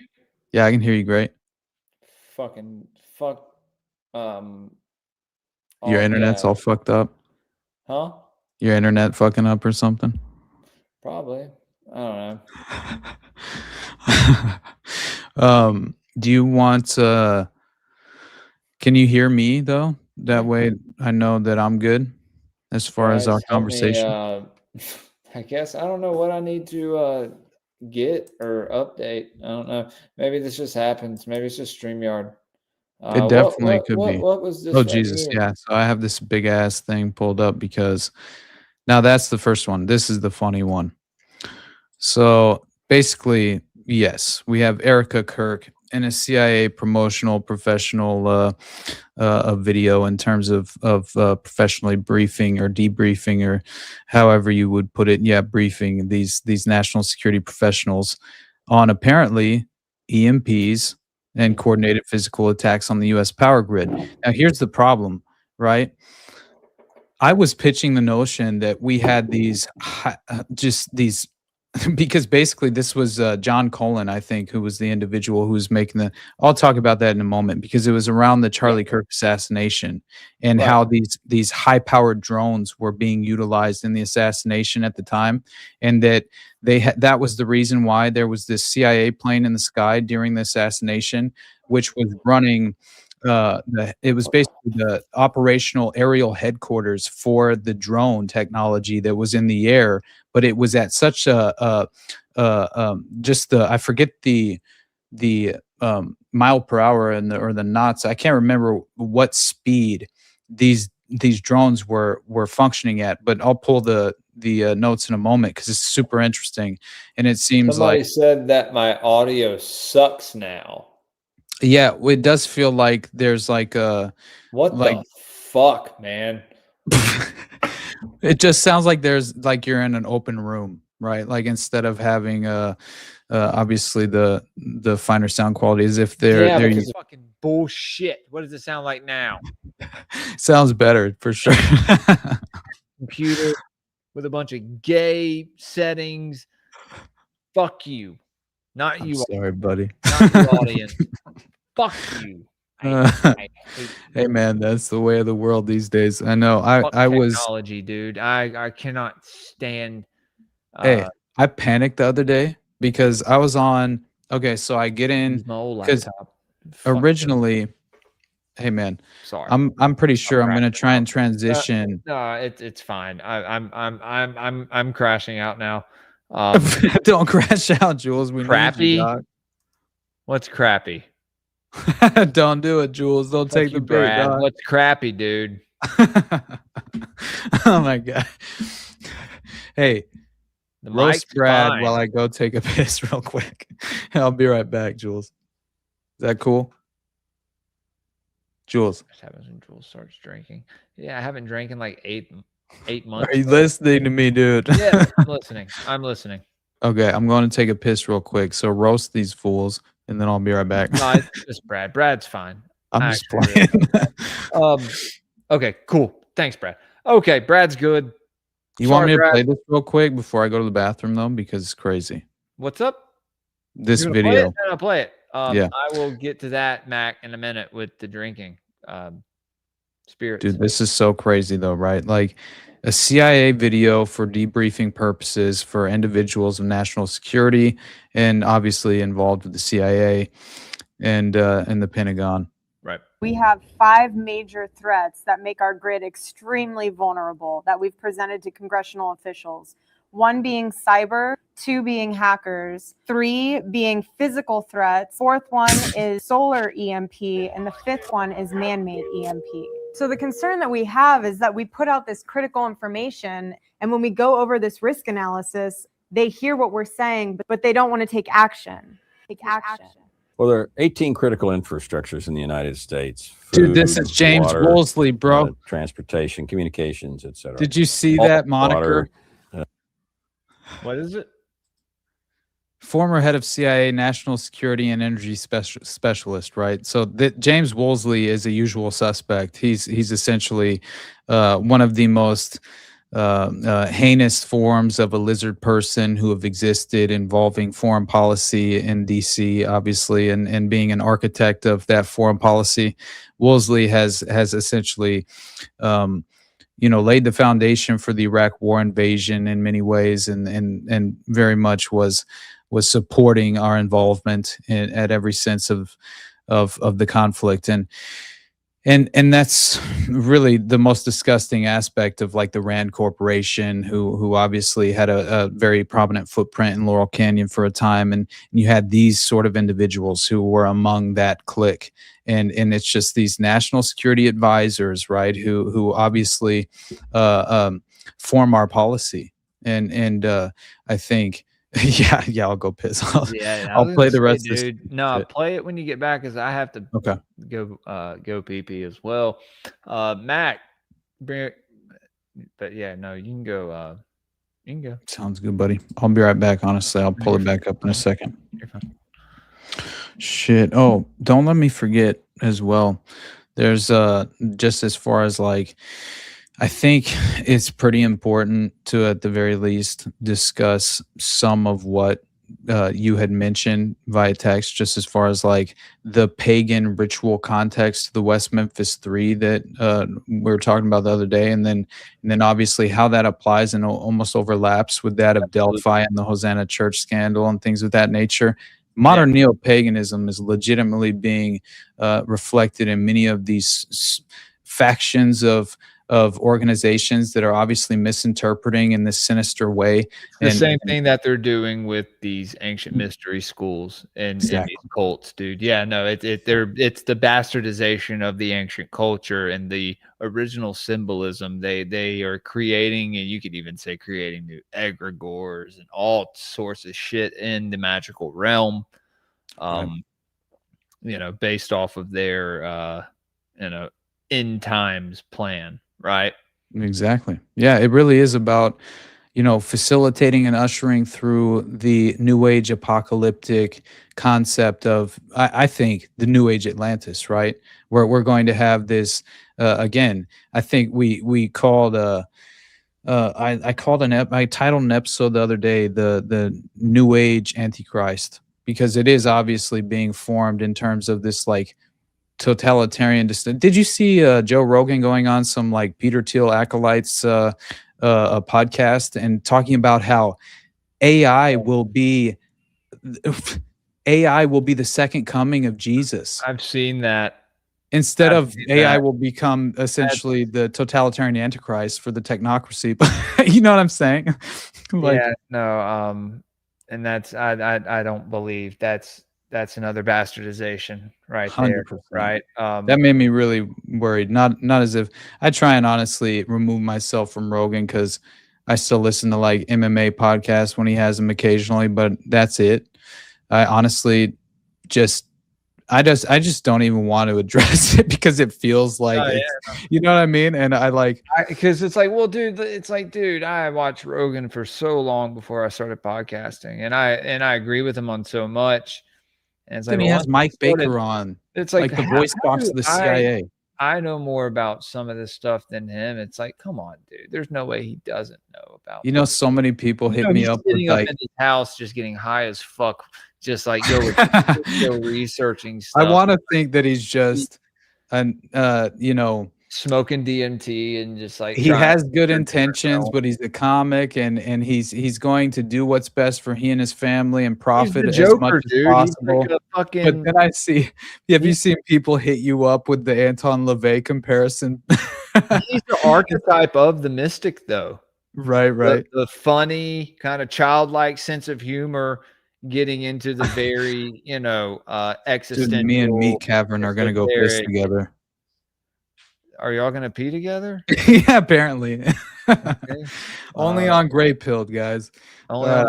You see Austin Picard simultaneously piss with an audience member. Oh my god! All right, I'll be right back. PP, but Mac, I know it's fine, but I did want to address that as far. Oh yeah, we're watching my show. This may be your first time, or maybe your second or third. There was like 8 months where I wasn't drinking, and so yeah, I'm having a few beers at the end of the week. It is what it is. Chill out and relax, buddy. Yeah, Let man. down your hair, Jules. Well, you get to a point where I got to a point where I was drinking almost every stream, right? Like if it was Right. at night or whatever, and so can't let that happen. But Oh yeah, because you get comfortable and you get to where you're like just hanging out and having a couple drinks, but then you're talking about stuff that you're interacting with people, and it's Right. so you end up drinking more, and people end up donating and being like, "Hey, drink some more," and you're like, "Okay, oh my god. $20, I'll drink some more." Oh my god, I saw this video. Not that this should relate in any way, but it sort of does. But I saw this video of this influencer who there was a challenge that was given by his audience while he was live streaming, and it was basically for like I don't remember, like 13 hours or something. He's like, maybe it was way less than that. I can't remember now, but he's doing a fucking long ass live stream. And he's basically drinking and snorting cocaine, right? And somebody like on the live stream? On the live stream, bro. Dude, if I wasn't married and had kids, guys, you would be seeing a completely different, like, animalistic side of me right now. Like, but this guy though, definitely have my shirt off. I maybe definitely have really your my shirt off. Oh my god. Underlying. But the worst part of this story though, Jules, this guy straight up fucking dies on the live stream, okay? He ODs after he does a rail on the stream. It was crazy, man. Honestly, I'll try and find it after I finally take a piss. So I'm gonna actually go real quick. I'll be right back. Yo. Oh, guys, this is fun. I love Austin. One of my best friends. Seriously. I text Austin more than I text anyone else. Sometimes I'll annoy somebody else. I'll annoy Thomas, or I'll annoy Headless or Nick, or me and Subliminal and Rat have our group text. So you'll see them like say a couple things, and then it's just all just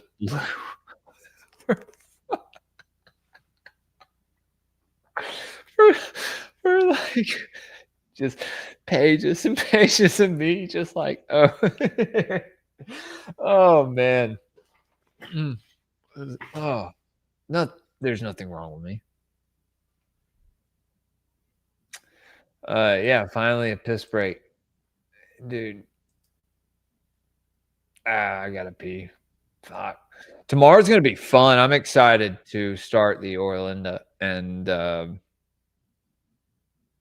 also the Beelzebub's Tales from his grandson. Read it about 4 years ago. Didn't understand it at all. Looked at it today, was like, oh fuck yeah. So this guy, it's about an alien. I may have mentioned it earlier. He's with his grandson. He's going to his planet Karnak. This is Nibiru. I don't know. I think it's Marduk. I really do. I think it's so when you look into Marduk, he lived in many different places. Who knows if this even as an archetype or a spirit incarnating into different beings who are venerating him, right? So he's living through them. It's the same in every ancient culture, but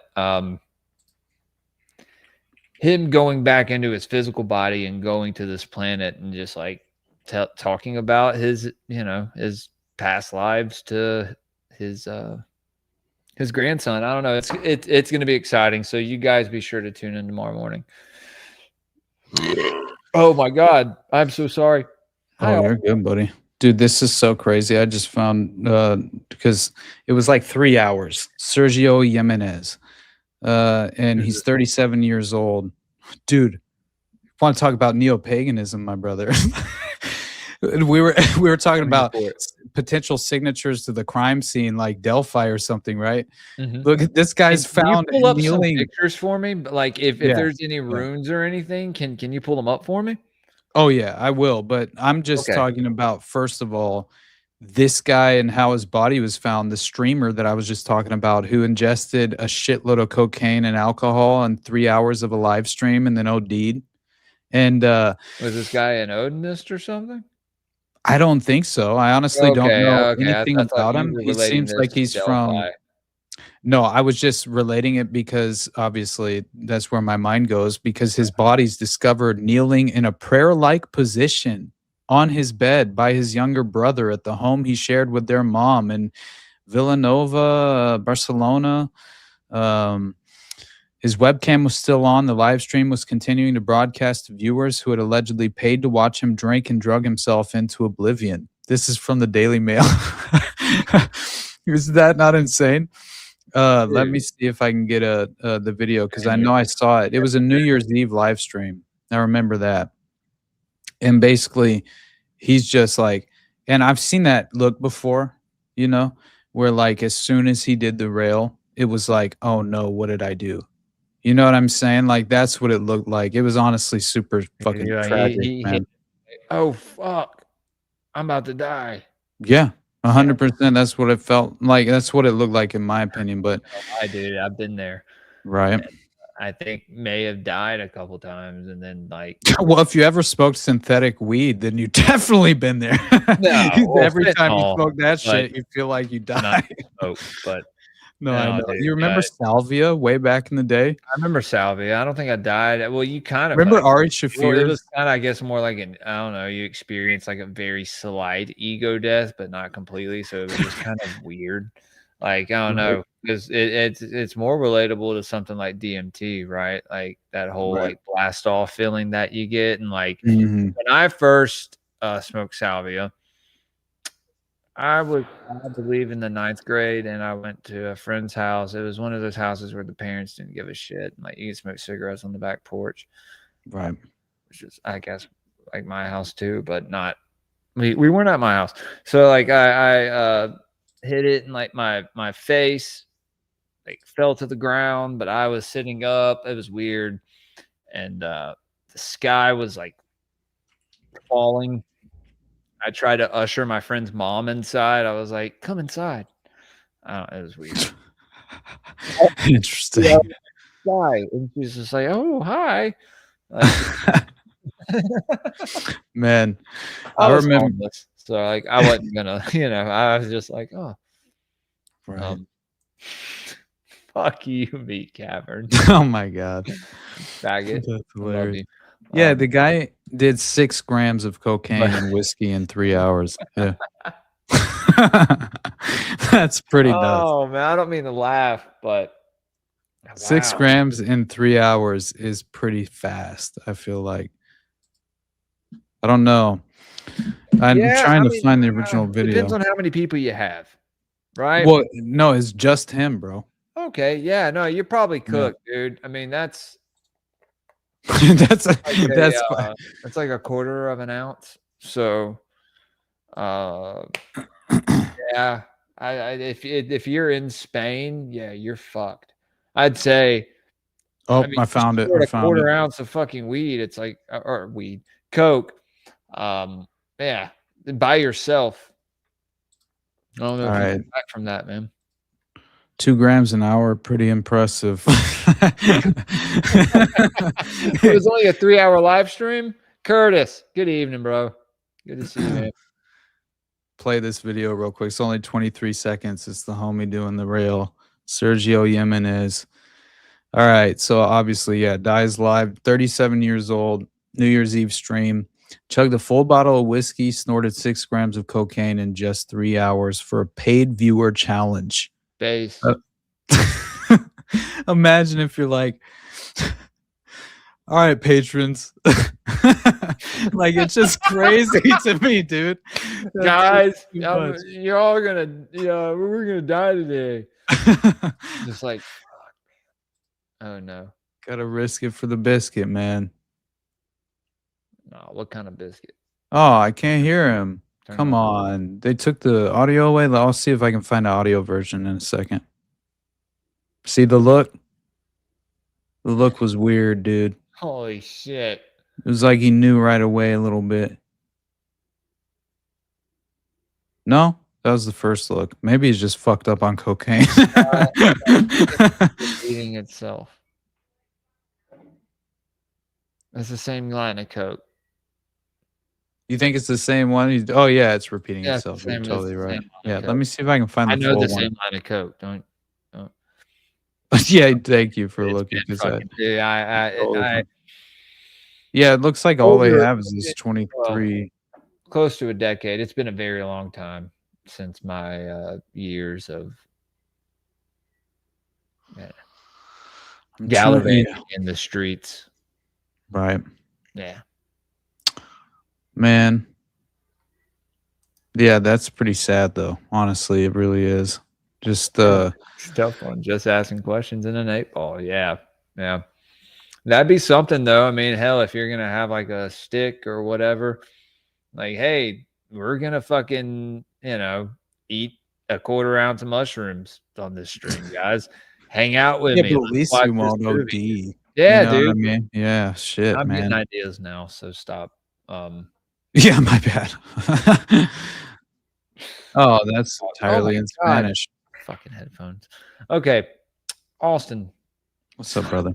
Sorry, don't. All right, so Oh, let's see. did you want me to actually show you this? Yeah. Just okay, because I really thought that the video that we got from the woman that was in, like, who obviously ICE murdered, the Renee Good or whatever her name was. I did think the footage from the body cam was definitely far more compelling than as far as the original video. Pull that up. I'm gonna piss real fast. All Cool. right. Go ahead, buddy. So you hang out. Give me 2 seconds. Hey, actually add that to stage if you don't mind, Bill, before you leave. If not, no worries. What's up, guys? Let me take a drink. All right. So my biggest problem is obviously, I think they're making a martyr out of this woman who clearly, oh yeah, here we go. Yeah, obviously, look at the picture they chose in the New York Post, and it really does seem like we're supposed to embrace this as the interpretation of the event in itself, in a certain sense, as far as wherever you land politically speaking, you will have your own version of this. But obviously, it's interesting at the very least to see the language coming from not only, and I did think it was hilarious, this woman, I think she's a woman, I don't know what's going on, but this attorney Moriarty, which is a very interesting name, obviously taking shots at the Trump administration, which if you are claiming that the individual ICE, just as far as the ICE officer or ICE agent, who obviously had like 30 plus years in military, and I think he was at one point even assigned to the border crisis, I believe, down in Texas, and I forget which facility he was working with, but it was just before he was essentially greenlit in this massive ICE operation that Trump has kind of thrust upon the domestic U.S. And however you view the immigration crisis, obviously, that's your prerogative. I personally don't believe in the state having any real authority in enforcing these imaginary borders. I believe in property rights and enforcing them personally as an individual. I just think it's interesting to see how many people are falling into this collectivist mentality. But this is the video I wanted to show, obviously, because, yeah, I think, excuse me, I'm sorry. I think it's a little bit more revealing than the original video was, obviously, and especially for the individual personality of this victim, this woman who's being very much immortalized in a way and given the martyrdom treatment. You know what I mean? That's fine, dude. I'm not mad at you. This is very interesting, though. That's fine, dude. I'm not mad at you. Show your face. I'm not mad at you. That's okay. We don't change our plates every morning, just so you know. It'll be the same plate when you come talk to us later. That's fine. Well, that's obviously that person right there is the wife, the lesbian wife of the victim, which I think is, I guess, not really that important, but it's worth noting, because, and by the way, there's a conspiracy that I saw. Well, first, I guess I should just mention the victim herself was obviously 37 years old, and her name was Renee Nicole Macklin Good. She was a mother of 3 and just had moved to Minnesota. I've read some interesting things, but also some very strange allegations that seem to be unsubstantiated. But at the same time, it's worth mentioning just in case there is any sort of reinforcement later on down the line. And that is that apparently, and these are unsubstantiated claims, obviously, about the woman who is Rebecca is her name. She's the wife, I guess, of Renee Nicole Good, right? And so her 37-year-old partner was named Rebecca, and she's obviously seen in this video, as I just showed right there. And what you see is following this event, there were like all these strange allegations made about how Rebecca was arrested for child abuse, for allegedly putting out cigarettes on the 3 children of the leftist lesbian martyr, right? Now, so what they claimed specifically was, did you know that Renee Good's lesbian girlfriend was arrested for putting cigarettes out on the kids and charged with domestic abuse? So it does seem as if it was very much ideologically motivated as far as the posts made online on social media. Clearly, they were very much just in line with the conservative ideology and the Trump supporting base. So they had an incentive here to paint her as this immoral and unethical monster.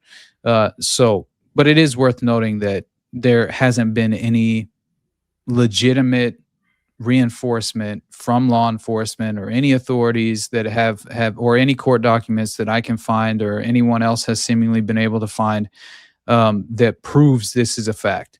So I will put it that way because I don't want to obviously misrepresent this person, especially considering the moment, because obviously in this moment, yeah, dude, watch the rest of the video and I'll shut up because I will say, like, it's just, imagine if that's not true at all.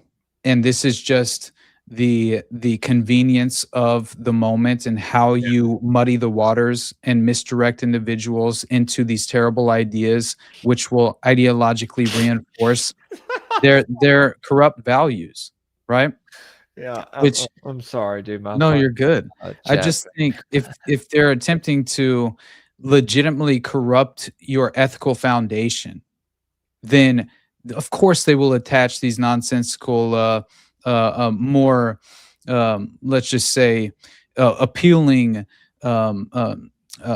illegitimate and unsubstantiated allegations in order to, for one, attach these false allegations around your neck and around your political ideological perspective in the minds of, let's just say, the family members who egregiously disagree with your politics or whatever the case may be. And I hate to put it in that context, but unfortunately they've infiltrated our family dynamic at this point.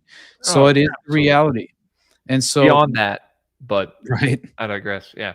No, yeah, you're 100% right. But it's just a sad thing to witness, because unfortunately people are ready and willing to fall into that trap.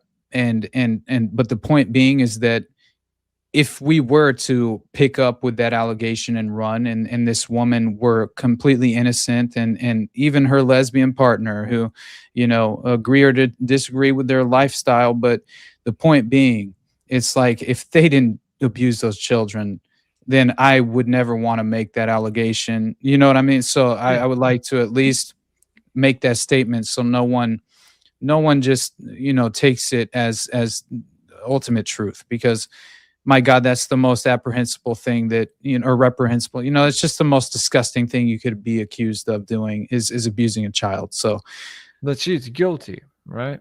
No, it does look like there's no reinforcement to that theory, and that it was just this online social media regurgitation from one source that was never confirmed by any documentation or authorities. So I'll put it that way, but that doesn't mean that it's not true either, right? So we have to at least play that game of discernment, like you said at the beginning. It's like, man, this is a never-ending game.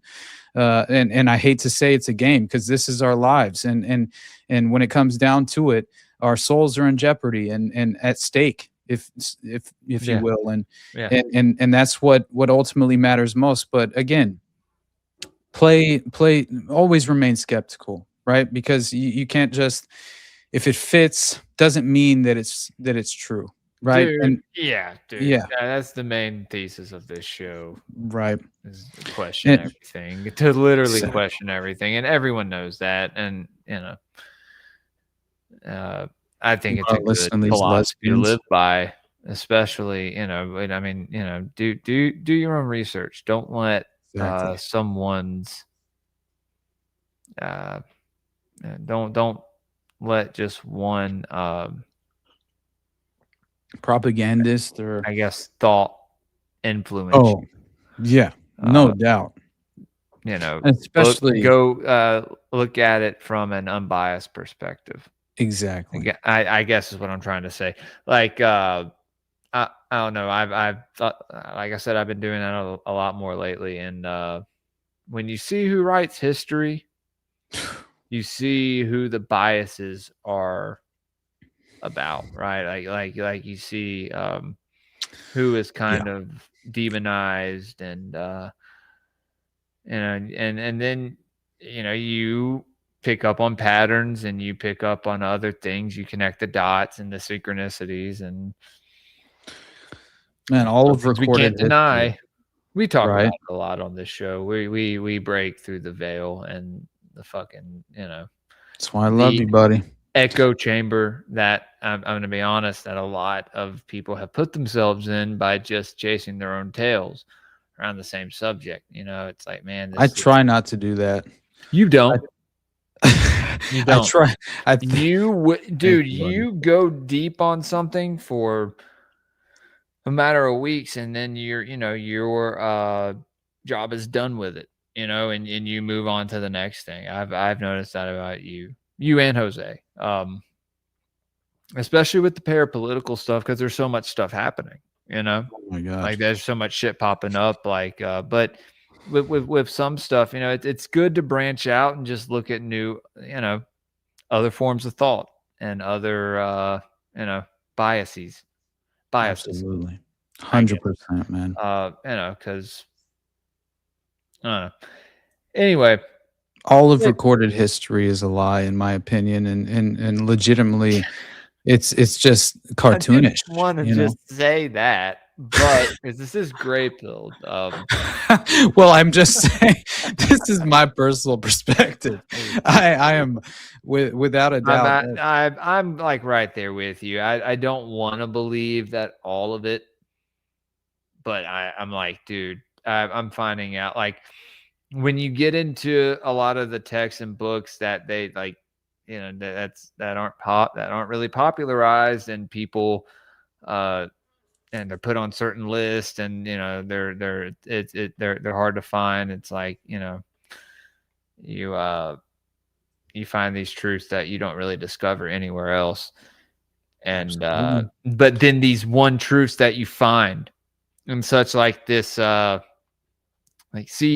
like secretive, but somewhat kind of way, it makes more sense than anything presented to you on the main on the main stage, right? Absolutely. Always, man. to me, it's always the esoteric that presents the truth. I think there's a built-in class within modern society, who have effectively become the vanguards of the hidden knowledge, the sacred knowledge, and this is essentially withheld from us, and we only can occasionally gain a glimpse into that, right? As far as And like I do into that think that some of alternative the paradigm. esoteric is represented in the exoteric, but I do think it is. I didn't mean to punch my table. I do think I think it's gate kept, right? I think yeah, to a certain extent, definitely. And so What do you think? why I talk about all the shit I talk about on my channel. It's Exactly. like someone has to discuss all this stuff, and I'm crazy man. enough to fucking do it. Hey, that's why we're together, brother. That's what happens, and it's as far as like my favorite part of what has come to fruition in terms of this path, and as far as just cultivating these relationships. Well, I've found my people. Yeah, exactly. Like people that I should have met years ago, Exactly. but I know I met along this path at a certain time for a certain reason, right? Right. As I say this to the two guys that do esoteric book review. Well, Nick and Headless hop in with us, but Subliminal and Rat, they're both very important to me. Mm-hmm. And I don't think they know how important they are and how good of friends they are to me. That's awesome, brother. I talk with them about a lot of things, and so, but and watching them become like their own, like their shows kind of develop into what they are, and like I love that about this community.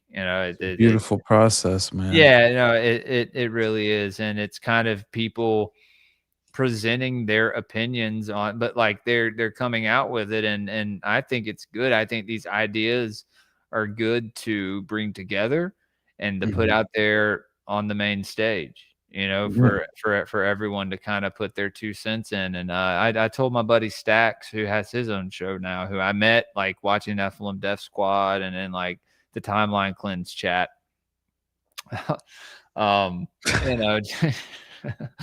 Just like I was like, hey, you gonna come on Esoteric Book Review tomorrow? Like he just started his own show, and he had Nate on earlier. He had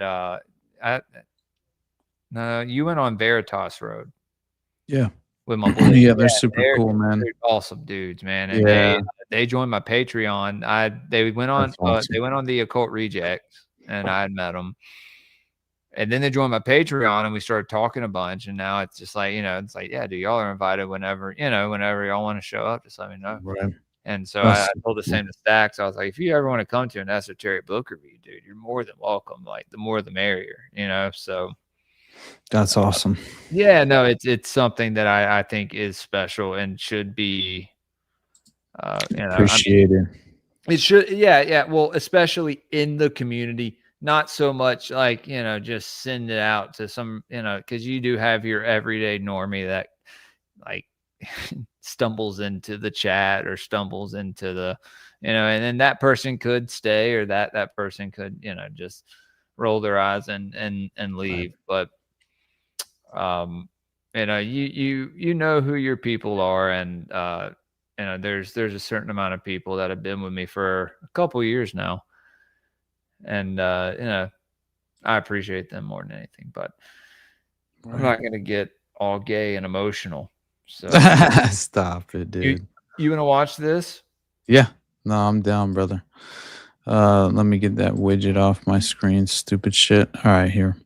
So obviously, well, first of all, I love you, Jules. You know that, and all I want is the best for you, brother. Yeah. I think we've said it. 100%, man. We've had these conversations before, but I just wanted to say that because I got nothing but love for you, brother, and I hope nothing but the best for you and your family at all times. And I think about, you're in my prayers more than you realize. I'll say that, brother. But gay kept, yes, absolutely. But yeah, this is interesting though, because obviously we get to finally see the impact, right? Because it's kind of ridiculous from this angle. And then to obviously witness the terrible, I mean, I understand what these two individuals, if they are acting authentically and genuinely in terms of their ideology and they aren't crisis actors, because that's always my first thought. Possibility, this could be a stage, right? And with just as far as the convenient timing of this happening, that's the first thing that pops into my mind, and I have to kind of remind my wife about. I'm like, hey, like, now to kind of look past that, and she's like, well, yeah. She's like, I just don't want to like do it too much. Well, Right. I'm like, well, I get it, but yeah, I don't know. You It's just at have a certain to. point now where it's inevitable. Exactly. You have I to think look you at it. have to weigh the options and always consider the possibility, because This 2026, baby, dude. It's man, size slop season. So I'm fully convinced the Boston Marathon bombing was filled with crisis actors, and I'm talking military grade moulage. All right, I'm legitimate. Like we're talking blood assembly kits that have been. Yeah. There's no doubt about it. Dude, I think you're right. I've looked at the pictures and I've watched the footage that there is or whatever. And dude, yeah, it's so and we've talked about this. I'm pretty Mhm. sure we discussed the Boston bombings on the Ruby Ridge episode. I think we Banger did. episode. One of, like I described, I put in the description. Every episode that you come on, dude, it ends up being this is more of a homecoming. We haven't hung out in a while. Right. Yeah, exactly. Feels good to see you though, brother. Yeah, But definitely.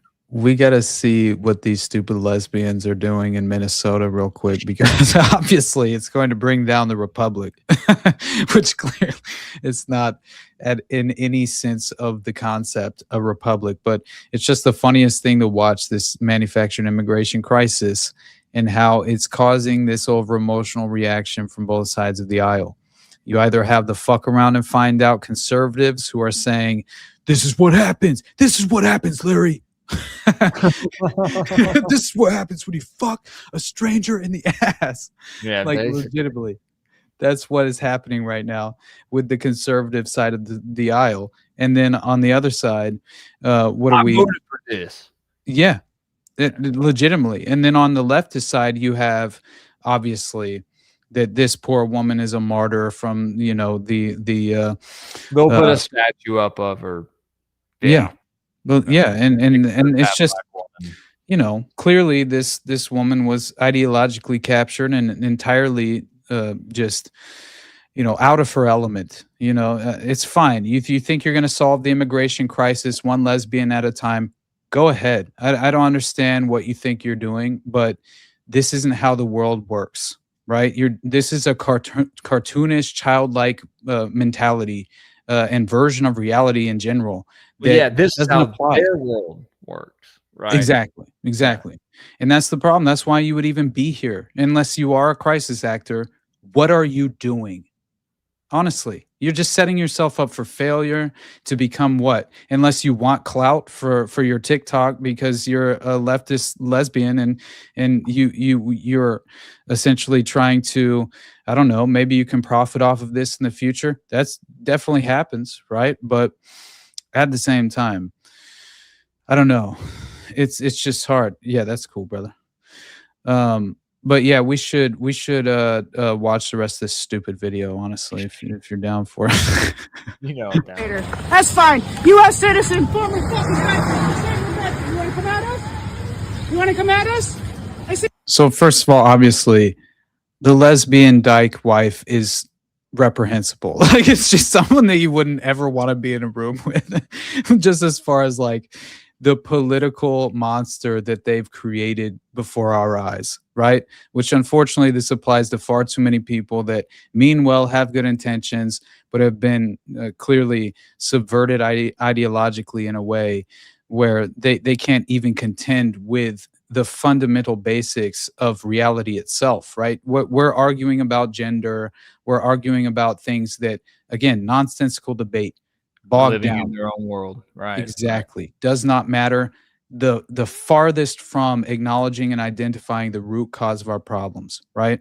In no way are you even close to holding power accountable if this is the person you've become, That's the point, right? And this doesn't mean you deserve to die. No, my God, It may mean you obviously. shouldn't raise children, but Yeah, well, I definitely think that. I mean, I personally think if you can't create a child personally in your own home, then and even then, I think look, adoption is fucked up. Like, I don't care what people say is better than the alternative.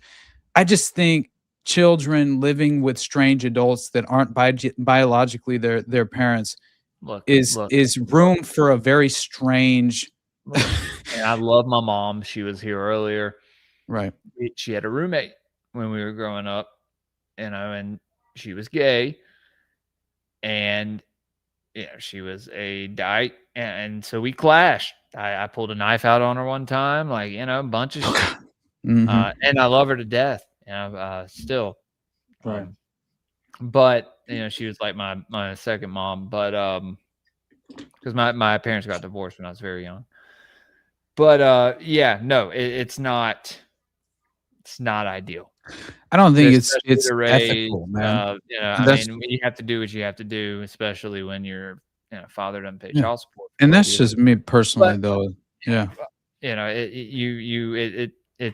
You need that structure in a And I'm not household. saying the state should involve themselves in creating another law to fucking whatever. Like, obviously, I don't honestly, the only thing that I approve of in terms of state intervention or just authority in any real sense of the word in terms of the state itself is basically just, punishment in terms of child abuse. Like, that's legitimately probably the only thing. And even that, I think, should be community driven probably more than anything.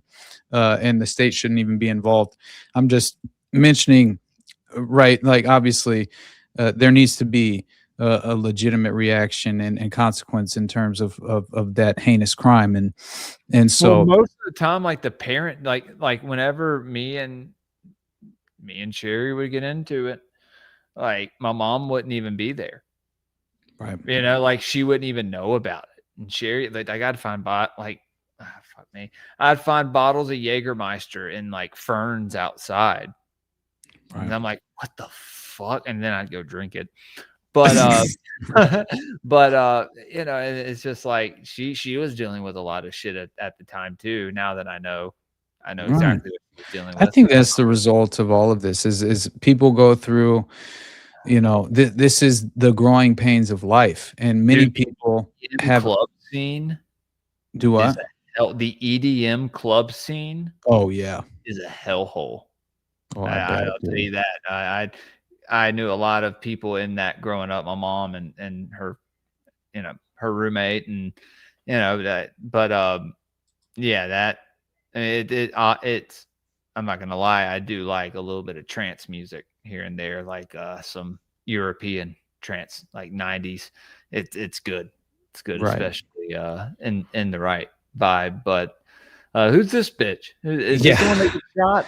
We're gonna, yeah, exactly. This Oh, is the main Renee Good, who is obviously the martyr and doesn't look exactly like the golden blonde flowing locks of the New York Post front page. And I think that Wait. was on the New York Times too. Hold on, I'm looking it up. Okay, dude, I'm telling you, they made her a martyr very quickly, and they or find out where that still frame is. What's her name? Renee Good, I believe her With an name, E at the end. I think so. Oh, hold on, I'm looking at the Sergio Yemenes. Yeah, Renee Nicole Good. That's her full name. Okay. And it's the cover. Yeah, it was. Well, it's definitely they were using this blonde flowing hair for, I think, the New York Post article, and then also there was something else that they used it for as well. But it seemed like they were basically immortalizing her. I have the picture. I can pull it in a second. Or hold on, let me actually minimize this. It's probably, I think, yeah, here it is. See? So clearly it's not the best, but it's better. You know what I'm saying? Yeah, the one I have is with George Floyd, and it says, and I quote, Oh, Jude, let me Renee play this. Nicole Good's 6-year-old son attends social justice school Of course. that teaches about George Floyd, warned staffers to report ICE. You have to be fucking kidding me. Mm-hmm. Yeah, teach your kids all about these people that that hate you. I mean, hey, Exactly. And that's be what's real, happening. This BLM, crowd. They hate whites. They wish for their death, the death of their children, their extinction. They talk about it on TikTok daily. Oh, did you see the protests where they're saying hang Christy Nome and basically calling for murdering ICE? Did you see that? Oh, of course they are. Oh, let me find it. They were freaking out, dude. Justice has to be demonized. Derek Chauvin, demonized. This guy killed me. He's a the Raiders guy on man, the fucking subway train. Oh, I know, right? Daniel Penny, Mhm. demonized. Thank God he Kyle Rittenhouse. Like all those people, and like he turned into a fucking chud. You know what I mean? But whatever. They claim a lot of trauma, right? But, it's something that they do. Like I said earlier, it's this common thing that you see with Right. Oh, hey, we have a common ground. We found common ground with this fat fuck in Minneapolis, dude. Check this out. This is super awesome. Just like us. Watch. With no cause and murdering people for trying to flee and for obeying a command to leave the area, and then shooting her in the face like that after she drops her kid off at school. We have to show up with guns. We have to. There's no other way around it. I don't care if I don't have a Minnesota carry permit. I'm unarmed right now, but this is the last time I show up to face these guys without a weapon. The level of hypocrisy, right? Like that's just my favorite part. But then they'll push for gun legislation. To be taken exactly. Not gun legislation. Gun control. legislation for certain people. Oh yeah, absolutely. Criteria of people that maybe it's communism. Like you deserve to be put against a wall for even thinking of implementing that. But maybe it's because of people like this, man. Get these fucking interviews on these news channels. They have no idea what the fuck they're saying. It's like you're gonna look back at this and be like, holy shit, I am in. She's at a candlelit vigil, man, for Renee Nicole Good. She's the martyr. She's very concerned. So I'm just walking around kind of just dayside because I was like, I don't know if it's the right thing to do. It feels kind of wrong being here in some way. I don't know why. Why do you think? Yeah, I don't know. I don't know, like where that stems from. Just wait. Like part of it is being like a white woman that I'm privileged and I have a lot of privilege. Fuck. So I feel like white tears are not always something that's helpful or necessary. White tears are not something that's always always helpful or necessary. These are the people we're dealing with, though. I don't consider people like that white. Yeah, no, that's crazy. Let me so being white is a trait, right? It's not just a skin color. It's characteristics. It's the way you carry yourself. It's your culture. It's your. I mean, dude. Look at this. Read this, Jules. Disavow. She doesn't belong to us. Send her to live. Then that's the thing, dude. Mm-hmm. Send them to live with the people they advocate for. They would be dead. That would be hilarious. Let it happen. We need something implemented in order to push that to hey, if you don't like where you're living, that's fine. You can enter this program, or we'll put you in a nice, comfy, bungalow, or maybe a government-funded house or apartment project, maybe, and you can go to West Jackson and live in the Christian Brotherhood. I don't know what to tell you. Which is the name is the Christian Brotherhood, and it's one of the most violent projects in the state. But, read this tweet real quick before I play this short video of them like chanting. Thousands of leftists chant, "Kristi Noem will hang," in the middle of New York City. Now, this is after Kristi Noem obviously announced that, clearly we're going to be able to allow Venezuelan refugees to seek the refugee status in the domestic U.S. following our regime change operation, which obviously was just conducted overnight with Nicolas Maduro, which is just ridiculous. But anyway, dude, listen to the first me and Toad talked about that Sunday night. It's so crazy, man. Crazy, and that's another way to get these migrants into our country, dude. He's in a cell with Diddy, right? No fucking shit. Oh, wait, Same so cell, dude. up. I'm dead serious. They're at Guantanamo Bay? No, they're in upstate New York. Just the same spot that where Epstein went. They're not in a cell. It's crazy. Yeah, it's where, hey, Zoran... Epstein wasn't in a cell, guys. Right. Mamdani did a Zig Heil, dude. Did you see that? Epstein was in a suite. Levels no doubt. Above or below the cell. And that scene was set up as a stage. It was all set up. And the guards are all involved. Yeah, the missing camera footage is definitely I'm not questionable. suicidal, and neither is Austin. No. Listen to this.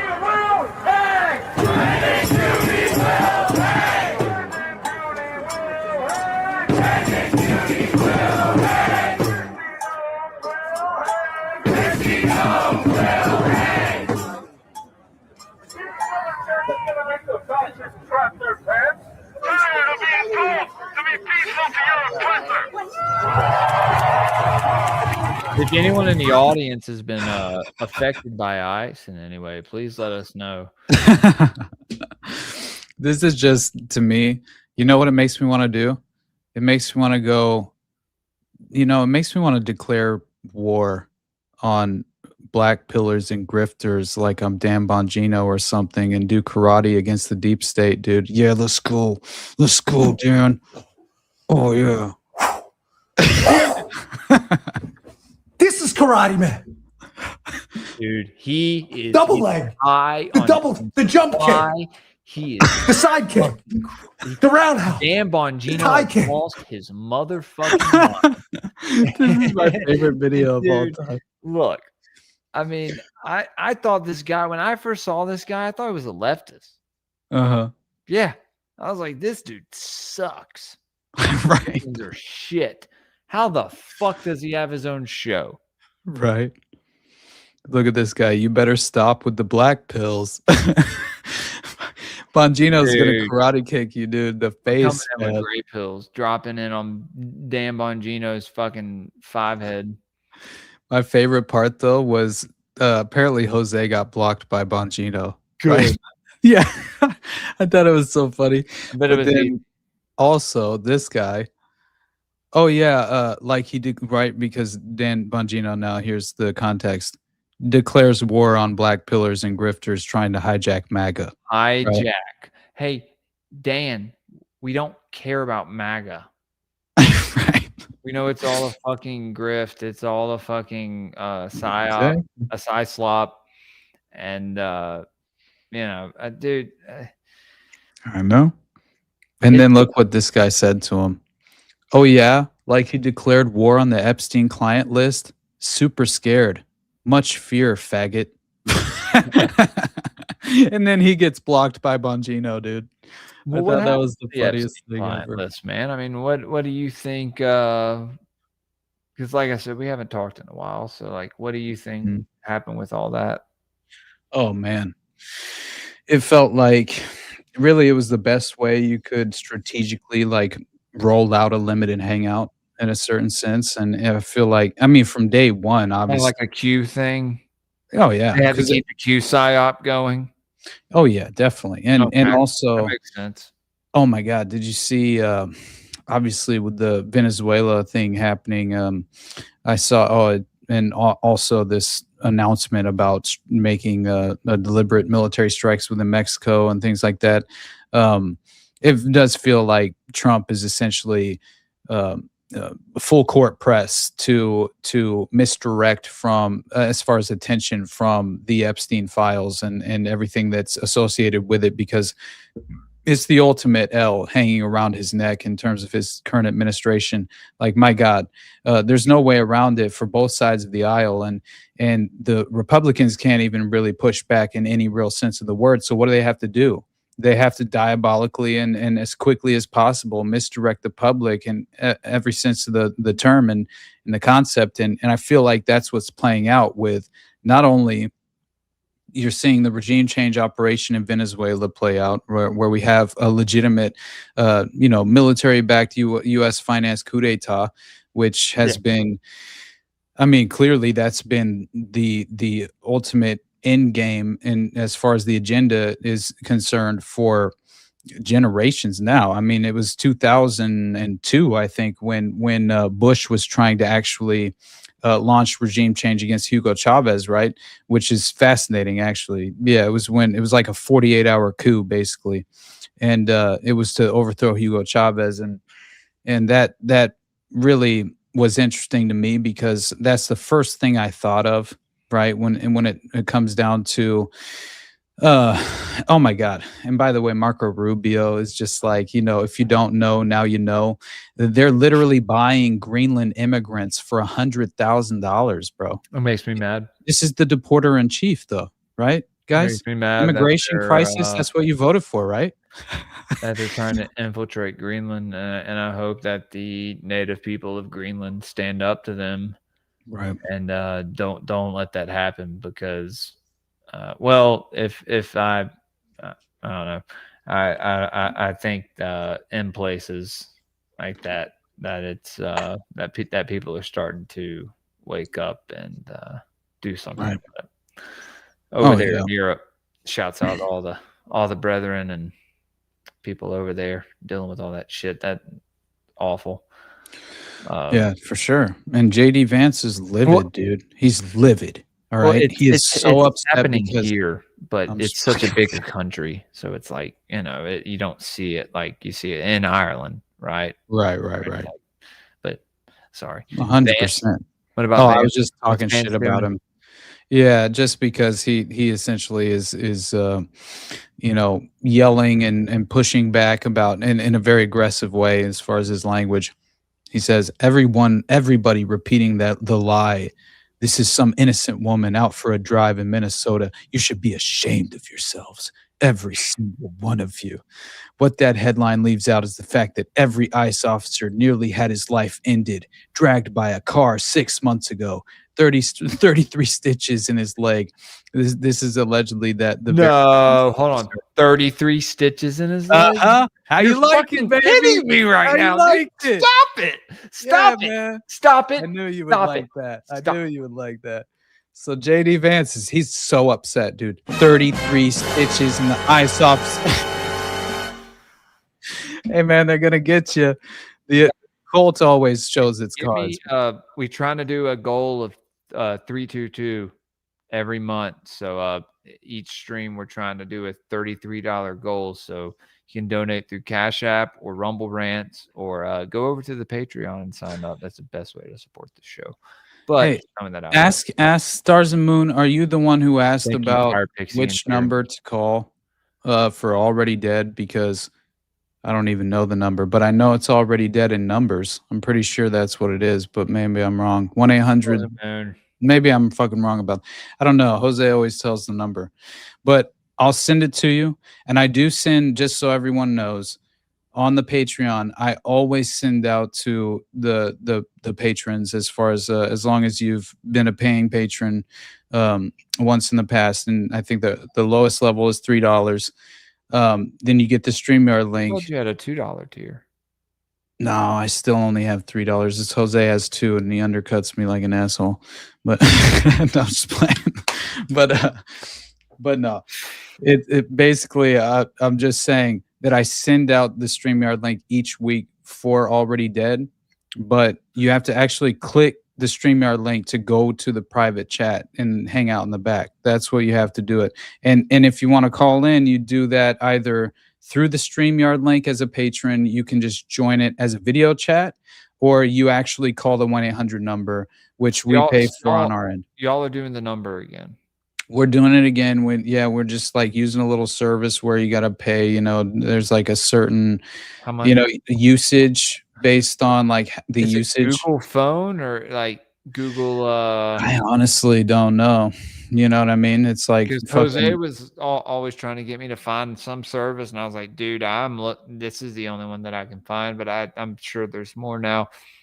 There's been people that have been telling me to get a call-in line. It would be cool, We'll see. probably. I don't know where Maddie is, but she's always telling me to get a call-in line, and she always wants to call in. So we may do that. That'd be sweet. Yeah, I mean, we I have think merch possibly coming and stickers and a whole bunch of new stuff. But hell yeah, buddy. may be a part of that. We'll see. You fucking love that though, right? Like as far as, I mean, you don't love it because obviously it's negative in the context and the application of what's happening, but it's hard not to take a little minor victory lap when you're like, oh yeah, 33 stitches, you piece of shit. Like, are you kidding me? I can't do it anymore. Each time one of these articles comes out, it's 33 something, or it's They played the cold number game. Well, what is it? You know, this and look, there's the intention. Yeah, it really is the intention behind the number. Yeah, right, and the usage of that number. In the case of the elite, the rituals that they're doing behind the scenes with these numbers that they present to us, it's like, okay, well, you know, if you look into the meaning of this number, you can see how it's used in ceremonial magic and ritual magic and whatnot. So, exactly. And usually it leads back to Solomonic magic. 33, matey. Oh yeah, she's the mother of 3, and she loved this. She was a singer, songwriter, or I mean, a singer and a writer of poetry. I mean, right? That was the. I just think, man, I don't know. It's obviously, I don't want to make light of a tragedy, but it's just, it's something that it's too politicized not to have.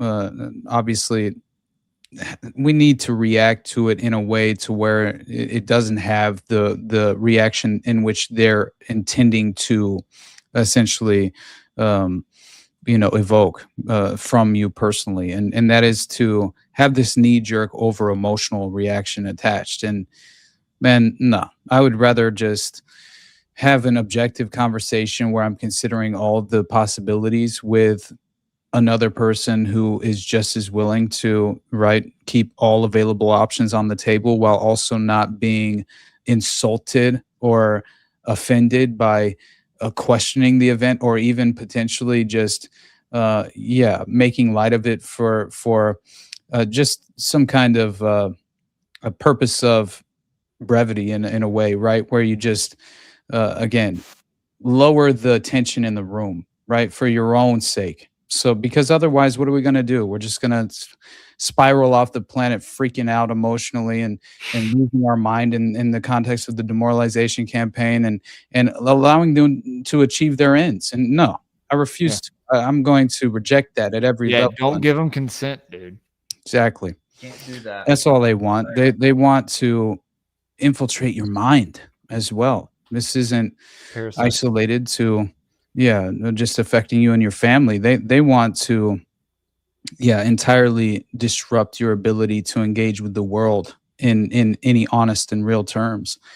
And that's very sad to witness people, unable to actually internalize and again, we're all, ultimately everyone judges everyone else. I think the level of judgment, that we all essentially we like to act as if we are immune from this, but I think that's just a complete and total fabrication, because the vast majority, if you're being honest with yourself, you essentially everything you do is making a judgment on a decision, right? And so of course you're going to judge a person's moral character, and it's important to do so you can surround yourself with the proper people, right, as far as a legitimate, let's just say, inner circle that provides you with a moral foundation worthwhile. And also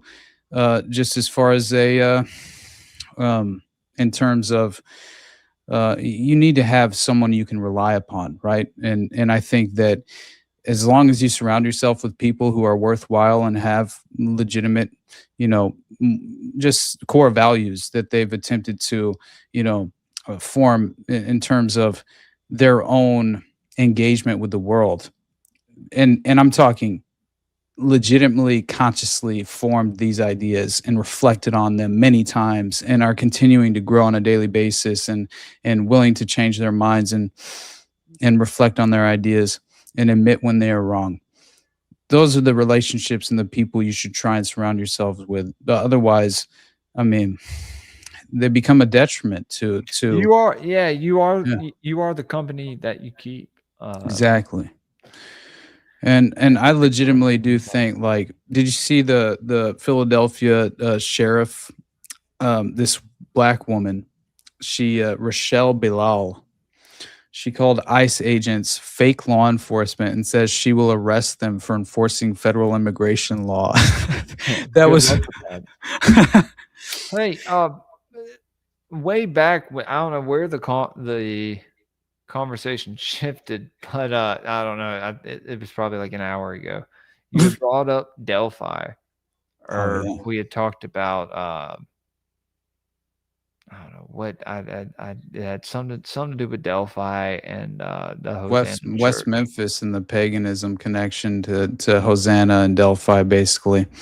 Yeah, let's talk about that real fast, because I have a couple questions that I want to ask you before we get out of here.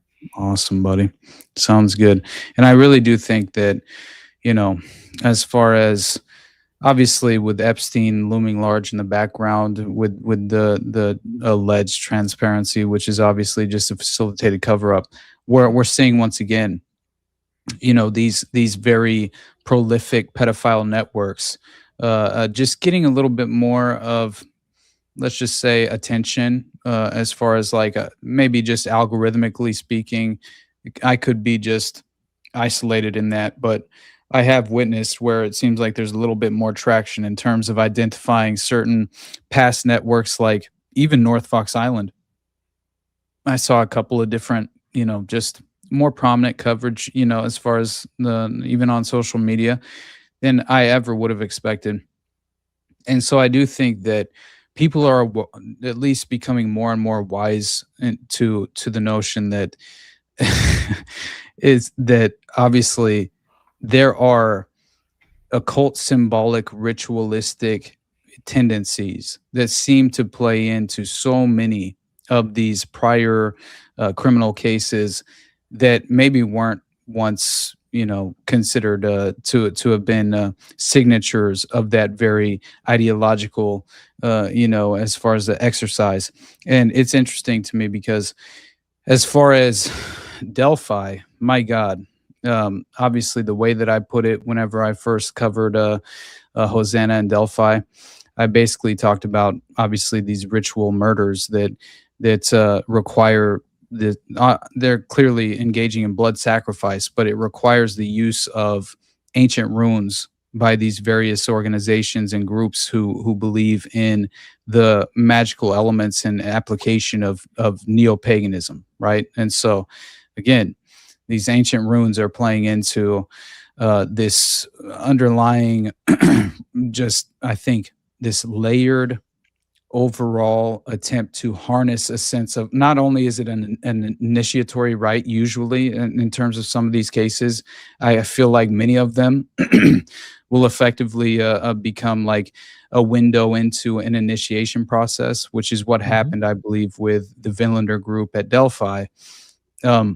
And also with Helena Stokely at the Fort Bragg murders, right? Because that was a group of individuals wearing white robes, right? And they had this candle wax that was specific for the ritual, and yeah, that's why they found foreign candle wax on the scene that didn't fit any of the candles owned by the McDonald family, right? Because it was Jeffrey McDonald who was the doctor, who his pregnant wife and 2 children were murdered at Fort Bragg in the 1970s, and it's fascinating because yeah, it was basically right after the Manson murders, right?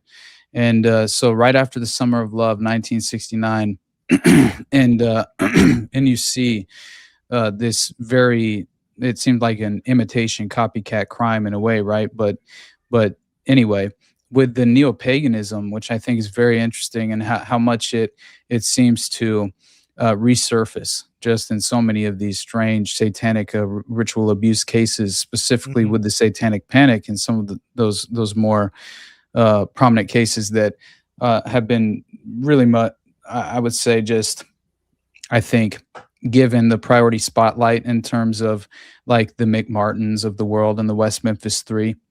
And it's interesting because Fire Pixie, I'm sorry you believe it was Jeffrey McDonald. I don't know. You could be right, but holy shit, there's a lot of evidence that definitely seems like it was a group of people, and they were helping with the cadaver connection and legitimately heroin trafficking and distribution, with, you know, utilizing a local chapter of the Process Church, which legitimately, well, Helena Stokely was officially murdered too, like in my opinion, and that was because she was blowing the whistle a little bit, but yeah. Could be wrong. It could be the most sophisticated psychological operation and misdirection of controlled opposition ever conducted on planet Earth, but who knows? I'm willing to. When you look into, well, you talked about the runes and stuff. I think that they could be used to, you know, do kind of a, I guess, a inversion of the deity. This goes back to the intention of the ritual practice, right?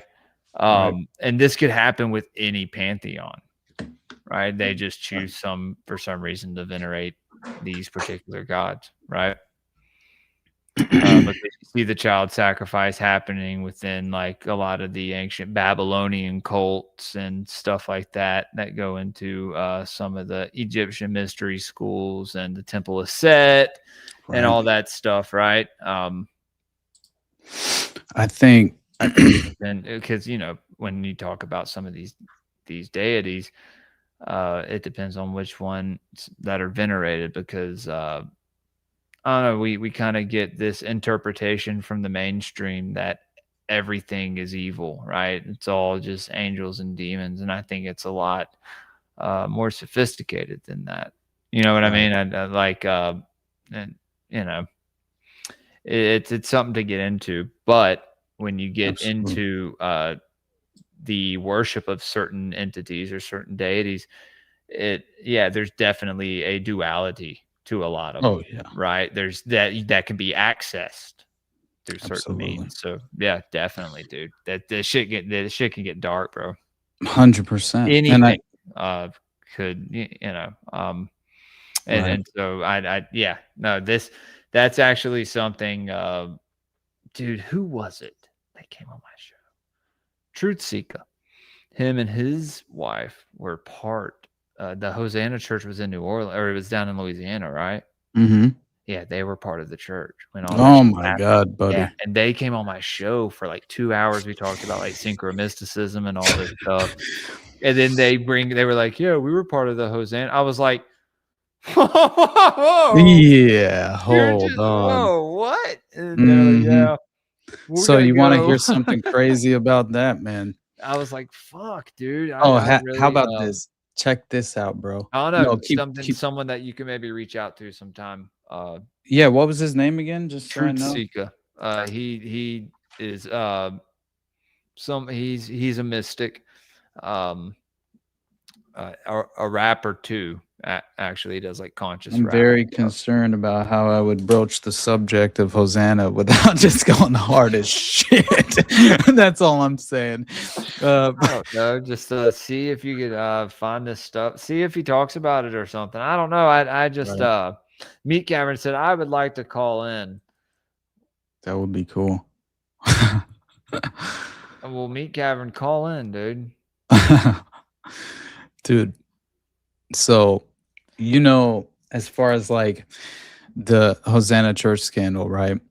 Like you've been also you've been exposed to basically the Louis LaMonica, right? Who was the individual who essentially there was this all these allegations of Louis LaMonica, but he essentially had walked in and confessed to all of his crimes at one point in the Tangipahoa parish, right? And it's interesting because it's basically 25 children at least had been and I was reading about how the Church of Latter-day Saints were effectively connected to facilitating this legal cover-up. Not nice guy. That's essentially what happened. Now I'm willing to essentially come back to the table and reconsider an outside entity that played a role in facilitating that cover up, because it was so very obvious that's what happened. I just didn't have a window into who effectively was responsible for that taking place. And it's fascinating because it does seem like I mean, you had I think one officer was even I think it was a sheriff's deputy named Christopher Labat. I think he was a deputy sheriff in Tangipahoa. And he essentially told detectives, he's on duty, right? And he was the one who had been provided with this major, confession of the manifesto that Louis LaMonica had written, and basically he was told by one of the members of the church as well. They had given him a confession, and it turns out that happens that same investigator who was provided with that evidence and didn't actually act. Well, it happens to be that he told the detectives that they would find child pornography on his computer, on his home computer, and that he denied many such cases. Exactly. So he's fired and placed on suicide watch at one point. But it's fascinating because it seemed like this guy was very clearly involved with the group, and that's what was he suicidal? I think they were basically, kind of setting up his downfall in a way, right? And that's why this guy was a pedophile, in my opinion, and he was a part of the group of Hosanna members who were legitimately assaulting these children. But at the same time, maybe he was suicidal just because he was super upset about being exposed as a heinous child abuser. But it's interesting because it was, again, 260 pages of a handwritten confession by Louis LaMonica, and it involved sex acts at the youth center, right? And essentially in the name of Satan is what he claimed. And what did they find? You had a woman by the name of Nicole Bernard. She decides to make the initial call to the police, and she was also arrested. So then you had police in Ohio search a storage unit, and what did they find? Soiled mattresses, dozens of videotapes, 9 garbage bags filled with costumes. Police in Louisiana confiscated 24 computers from the homes of the Hosanna congregants. All the computers contained child pornography. Police found dozens of videotapes, hundreds of computer disks, 8 large boxes of documents and photographs in the church offices. LaMonica and his wife, 7 others arrested, charged with rape of a child and for acts against humanity for the apparent crime of bestiality. So the abuse was going on from as early as 1999 and until apparently it stopped occurring on the church grounds. And these people were guilty, right? Oh, yeah. There's no doubt in my mind. Okay, Yeah. okay, so they're sick fucks. I was like, because like is there a way that these acts were done by someone like some aristocrat or somebody, and they're pinning it on some weird niche cult. Like, you know what I mean? Like, Yeah. That's possibility. I do think. Well, that's what I'm talking about, man. I just asked the question.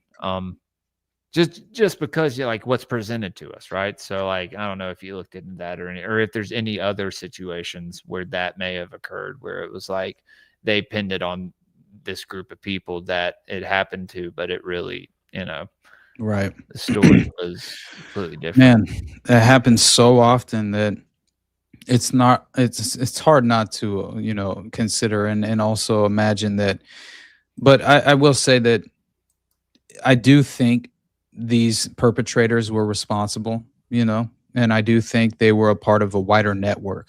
Now, I think that's where the questions come into play more than anything is where can we get the window in terms of where can we kind of provide ourselves with the opportunity to witness the inner workings of the network that helped facilitate the cover up, because obviously the individual perpetrators were definitely in this sense held accountable. But honestly, we should play this real quick. It's a very short. It's very short, but it's at least worth it. And I think it's such a damning video, man. And it's when Jesus, I'm still thinking of Minnesota. It's when Vice still actually provided a service back in the day, a little bit more so than they do in modern times, obviously. But yeah, check this out. I put this in my episode on Delphi and the Hosanna Church scandal because I did it in like a 2-parter, but we'll only listen to like the first couple, maybe at most. I don't even think it's 2 minutes, honestly, but let's check it out real quick. Oh, is it playing? There you go. I would describe this case as being probably the most bizarre case that any normal small town sheriff's deputy or policeman or detective could ever imagine.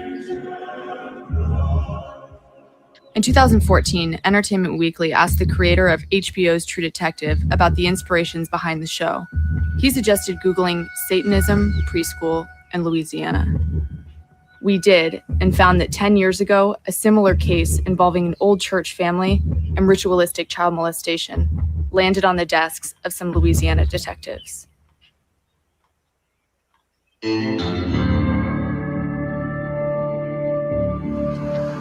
We just got down to Ponchatoula, Louisiana. It's a rural town here. People are super nice.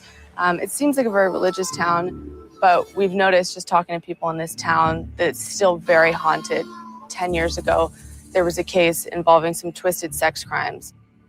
We have a lot of old families that have chosen to stay in our area, families that have been here forever and ever. We have a lot of Christian values here. We have a lot of different church organizations. I would say that they were very heinous crimes. We would never expect anything like that in Ponchatoula because it's just not that kind of town. The fact that there's still a church there, blows my mind. I feel like that needs to be erased. That's where they should have built the Walmart that's in Ponchatoula, without a doubt. People couldn't believe it, not in our community. This doesn't happen, but it did. So we're here to track down 2 of the detectives who solved that case. My name's Don Wall. I'm an assistant district attorney in the 21st Judicial District. I was the lead prosecutor on the Hosanna Church case. Is this something that you would have expected to see in this area of Louisiana? On the child sexual abuse aspect of it, no, I was not surprised. We have a lot of child sexual abuse cases in this district, but the devil worship aspect of the case, it's the most disturbing things that I have ever read in my 30 years now as a prosecutor. I don't believe without the detectives' work that they did, and particularly the statements that they took from defendants, we couldn't have successfully prosecuted this case. It's almost over. Very good. This Hosanna case was probably one of the darkest cases involving sexual abuse of children that I've ever seen in this state. And the sheriff called us detectives in to solve it. My name is Stuart Murphy. I work for the Tangipahoa Parish Sheriff's Office. I was a detective here for about 2 or 3 years. What's the first thing that you remember about this case? I was asked to come down to Hammond to interview somebody on a sex case with a child. It turns out that they wanted me to come have some success talking to people and interviews. And I kind of thought it would be a 30 or 40 minute ordeal, and I didn't feel well. And I think I left the house and told my wife I'll be back in a couple of hours. It was kind of late at night. I think I might have went home 2 or 3 months later. My name is Thomas Tedder. I'm a special agent with the FBI here in the Baton Rouge office. I've been with the Bureau for about 18 years. During the Hosanna Church case, I was working crimes against children. My first memories of the case, we had gotten a call from the Livingston Parish Sheriff's Office. Louis LaMonica actually came in and confessed in mid-May, I believe, of 2005. He just walked in off the street and decided to confess his sins, I think is how he might have put it. It's unclear why Pastor LaMonica decided to turn himself in, but when he entered the sheriff's office, completely unprovoked, he detailed unthinkable child sex orchestrated and committed within his church. Satanic rituals, child molestation, animal sacrifice, and bestiality were just some of the acts he confessed. Okay. Bang. Okay, I was gonna say that makes sense. Okay, so he was. That's okay, what I wanted to show you as fast as possible, because clearly I felt like that clip is just so revealing. And we're talking about. I gotta watch True Detective again, dude. I got to, and I know my wife will watch it with me. Huh? Yeah, that first season was so good, man. Oh yeah, dude, definitely was. So the only part I want to mention before we leave, and I promise I'll keep it short. No, dude, you're good. You're good. Do your thing, brother. Like, I don't care. You can go for 20 minutes. Give a fuck. All right. I just wanted to reinforce a little bit of what, obviously, because, I had mentioned that other property in Ohio that was linked to the church that was discovered with soiled mattresses and all this child pornography. And then over, 24 computers or something to that effect were essentially, obtained by the authorities of members of the congregation, and all had child pornography on them. And then obviously you have the actual Louis LaMonica Jr. coming in and confessing to this actually happening. And it's interesting because he talks about how basically he was having sex with a dog at one point and utilizing a dog, and then the bestiality acts against the children, and it's disgusting. But what inevitably occurs is he starts to expose a little more of the members of the congregation who I think were his co-conspirators. But it was strange because it looks like he was getting out in front of what he knew was about to pretty much, I think it was due to the fact that I had mentioned earlier, you had that individual, Nicole Bernard, who had called the authorities to begin with and originally called 911. And I think due to that, he was basically coming in to get ahead of the game and maybe even provide some, let's just say, interesting and condemning details regarding other perpetrators, which might help him in terms of his ultimate sentence, which I think might legitimately have been involved, let's just say. And so he's arrested for sex acts with children and animals. And we're talking sexual abuse of juveniles, utilizing sex with dogs and cats as well, being involved. And they get a little bit as far as like what he claimed. His specific confession was essentially claiming that they would start off, LaMonica stated specifically, they would start off like a church service, but it was satanic music. There were candles burning, dark red candle holders, and the dedication of a baby to Satan with the pentagram that was drawn in the middle of the floor.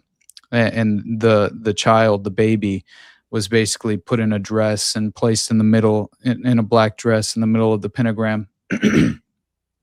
He described like chanting around the child. And this was allegedly Trey Bernard's daughter, who was Nicole Bernard's husband. Now that's why Nicole picked up her kid and fled to Ohio and called 911, because I think, I don't believe she was innocent, But I think that, let's just say, maybe she felt the need to protect her child, right, a little bit more than she felt the need to protect strangers' children when she was engaging in the abuse of completely their normal other. too, you know? Exactly. So I think that they were conditioning their own children to abuse them, right? Which they had mentioned. Obviously, some of the parents were perpetrators and abusers as well. And so this is the one of the most terrible examples of what people can be, capable of, honestly, in the most disgusting and darkest corners of just sinister sexual proclivities that exist in modern society. But you know what they would call themselves. And if you remember the Christopher Labat, who allegedly was a part of the group, right? And again, we have all of this evidence that he was legitimately given, and it was stomach churning, right? But he himself, as an investigator, he's the one who was then later exposed as having child porn on his home computer, and he told investigators that, and then was arrested and put on suicide watch. Well, he was an investigator who was brought evidence, right, that proved that these children were being abused. We're talking confessions from perpetrators and things of that nature. Brown's testimony as well. But when Labat was told, the deputy claimed he couldn't do anything without physical evidence, direct physical evidence.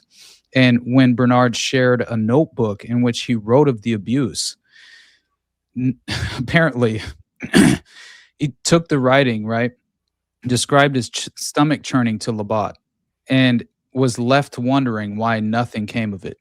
Apparently, this is how it happened.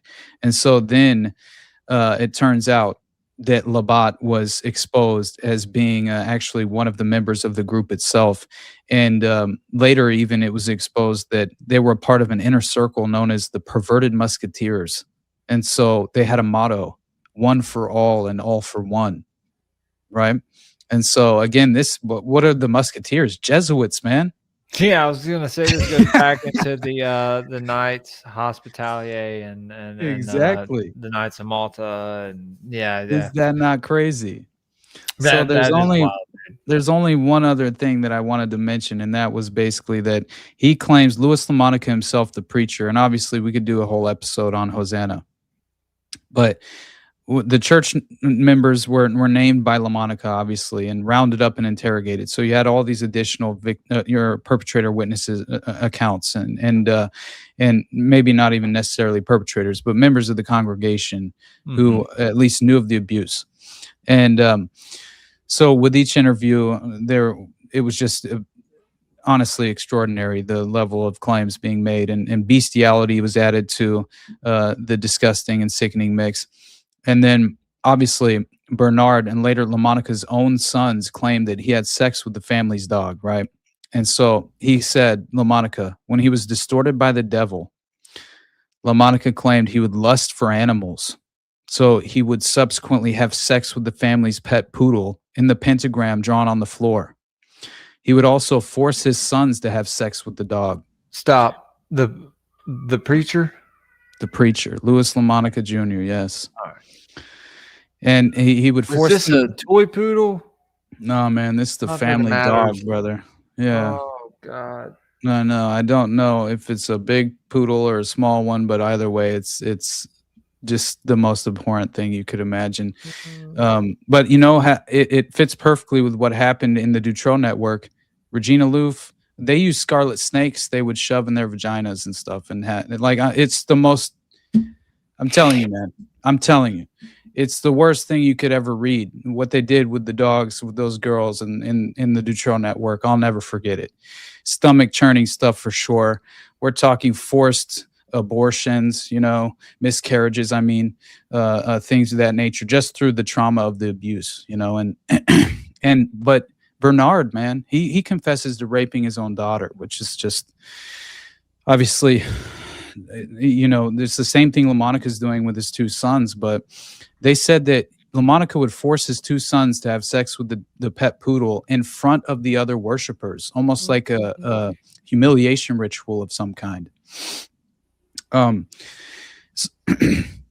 So yeah, sadistic torture, right, that Yeah. happens to resurface in various other networks of abuse, even described by victims of Dutroux, as I mentioned, such as Regina Loof and the horrifying X dossier. But yeah, the confessions alone will really stick with you, and I'm talking, man, there's one part. An agent testified that Trey Bernard said in an interview that when he first began changing his infant daughter's diapers, his hands would start shaking. That's how much he wanted to abuse that little baby.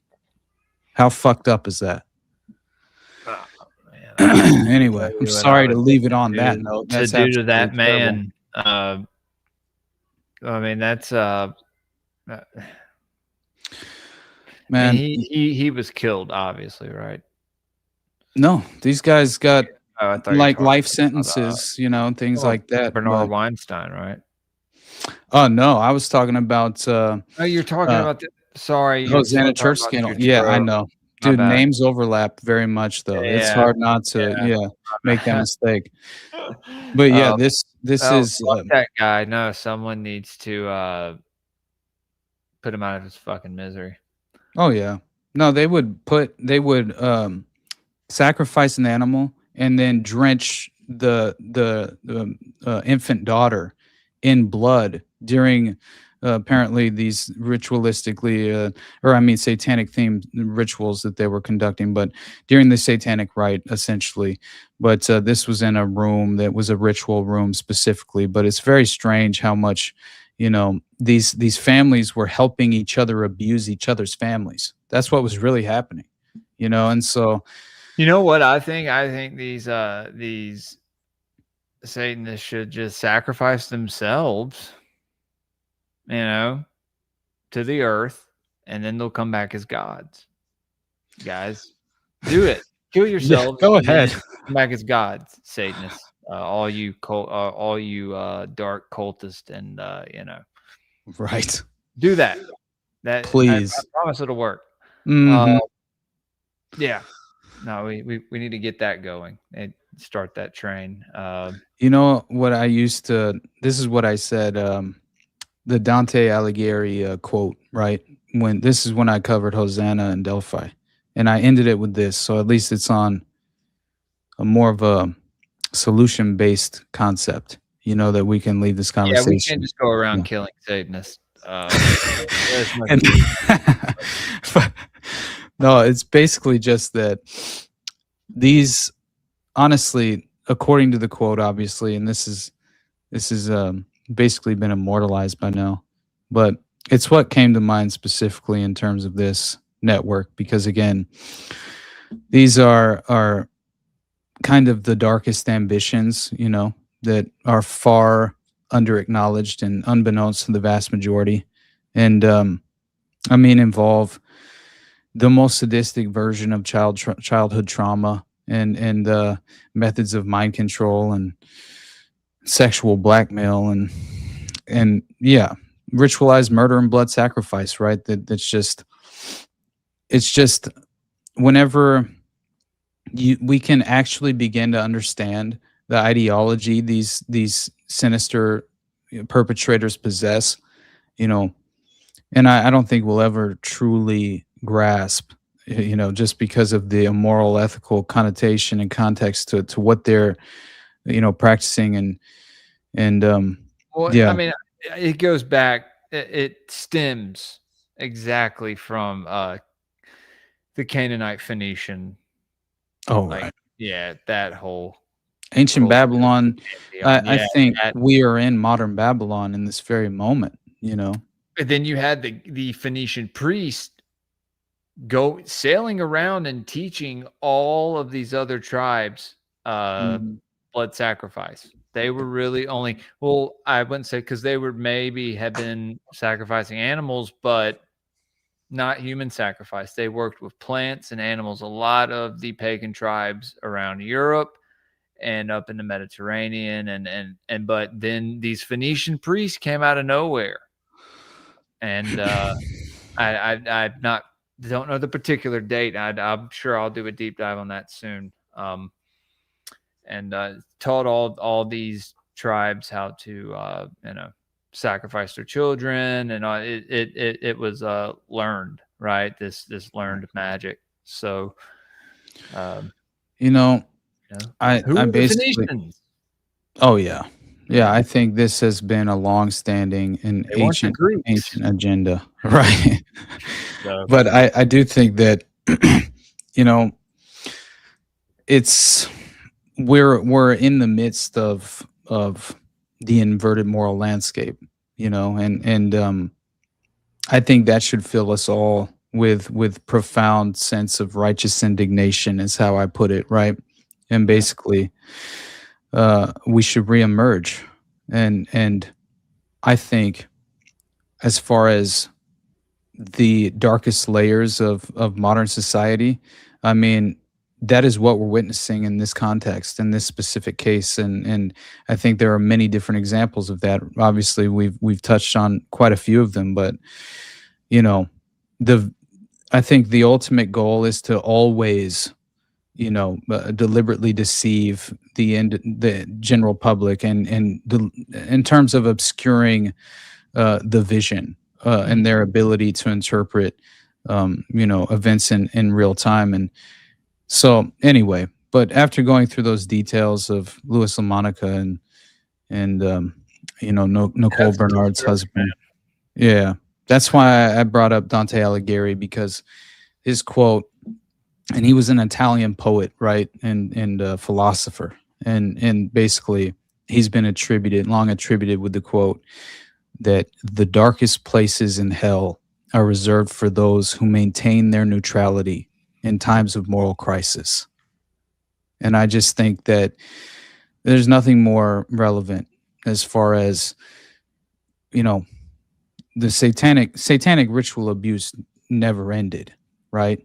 And so we should all be in the ultimate, you know, I think the way that I put it during Pizzagate is, you know, we should justifiably incite a moral panic, right? Because no, the satanic panic was actually a proper reaction, a legitimate reaction to unfortunate examples of the most sinister version of abuse plaguing society at large in modern day. And if you choose not to address this, then the darkest places in hell are reserved for those it's who even maintain worse. their neutrality.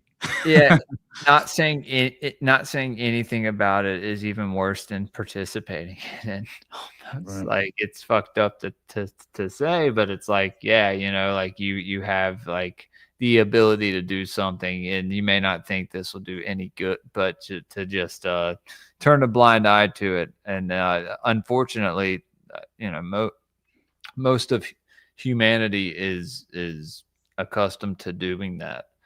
100%. When people see visions of hell, they see so many souls in hell and all this stuff, and it's just like, oh man, maybe people place themselves there.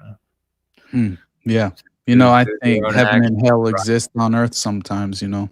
Well, that too, and it's obviously this etheric place. So, you know, people torture their own souls, I think. Yeah, I think you can. I don't know.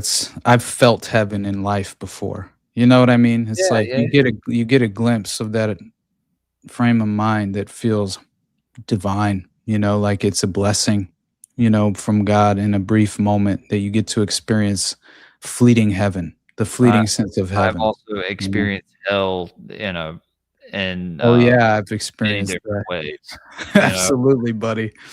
There's no doubt about it.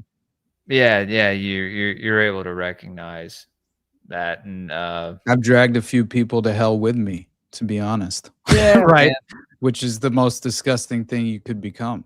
And I think only through acknowledging your character defects and trying to achieve personal growth and move yourself in a positive direction. We want your research. Oh yeah, I want your research. I'm sorry. It's hard to focus on the chat all the time when I'm trying to obviously navigate my mind just in terms of the presentation of my thoughts. But I better get out of here, buddy. My wife's gonna be fucking annoyed. Well, I think my wife's put my daughter to bed, but they cannot. And but we're looking at me, seeing if I was done. I was like, yeah, I'm not done yet. Sorry, Richard. Yeah, brother. No, this was good hanging out with you, and I'm glad that you finally booked a show with me on Calendly. Of course, man. Yeah, man. Tell people where they can find you, and what if there's anything that you have coming, or if there's anything that you're dropping on Patreon, or any deep dives that you're doing. And Well, I had Richard Gage originally scheduled for yesterday to discuss 9/11, right? He's the former CEO of the Architects and Engineers for 9/11 Truth. You mentioned that. He's awesome, man. I listened to him years ago, and I just felt like, there's always. I think it's always, honestly, a great opportunity to reflect back on 9/11 and to have someone who is as credible, especially considering the current regime change operation in Venezuela and everything else happening on the world stage, the geopolitical conflicts playing out. It just 9/11 is just one of the greatest examples of like, first of all, obviously it was a controlled demolition, right? Can we at least, you know what I mean? It's like, at the very least, can we agree on that? Say that. You know what I'm saying? Yeah. But I do think this guy clearly I think there's many different layered, consideration and operational theories, obviously, of how it legitimately was achieved. But the point being is that this guy is very credible, and I admire him and I respect him. I think he's just a very intellectual mind, and his presentations are just phenomenal and very valuable in pushing back and exposing the official narrative for being what it is, which is a complete and total fable. But anyway, so that didn't actually happen, but we did reschedule for next week. So next Thursday, I'm going to have Richard Gage on to talk about 9/11 at like 1 p.m. Pacific time, I think. So that'll be fun. Yeah, I'm going on NDS on Monday. And then obviously every Tuesday, 9:30 Eastern time, we have Already Dead. And whatever this is, we usually do it. I don't know, we try and do it Sunday or Monday, but we kind of, whenever the hell we can all get together. Do what? I know sometimes you would do it on Tuesdays. Yeah, it definitely happens occasionally, but it's usually, whenever we can all swing it. But it seems like it's just so nice being able to break down the weekly demoralization cycle with Sam and Brad, and just have a little bit of just as far as it brings me some legitimate solace, right? And as far as like, I am not alone in this, like every time I'm getting a text from Brad and he's just talking shit on like this woman apparently who's watching, she's one of Candace Owens' patrons, and man, you know what she does? She gives a super chat to Candace for $299, or maybe it was $199. Either way, $200, something like that. And she says, "That's cool. Thank you so much, Candace, for for the Candace investigation or whatever." And then she says she's fasting for Candace. And I was just like, this is what we're dealing with, man. Like, I talked about this with Candace Owens. I fucking called this months ago, dude. I said she's doing this conspiracy shit. She's watching your shit. She's watching other people's shit, dude. I don't like it. I'm like, she's coming in with these takes, controlled opposition, right? She's setting the table. Crowley, but not explaining the occult and all these other things, and how he took all these esoteric concepts and made his own religion out of it, right? Like all his own teachings. No, she just it's this they're gatekeepers, man. Yeah, it's bullshit, and it's pushing the concept of allowable opinion while controlling the outcome. That's what they're doing, dude. So they're going, okay, you guys are willing to talk about this, let's hijack it, right? Yeah. Let's hijack it and re-corral these individuals. What greater person to do it than Kooky Candace, dude?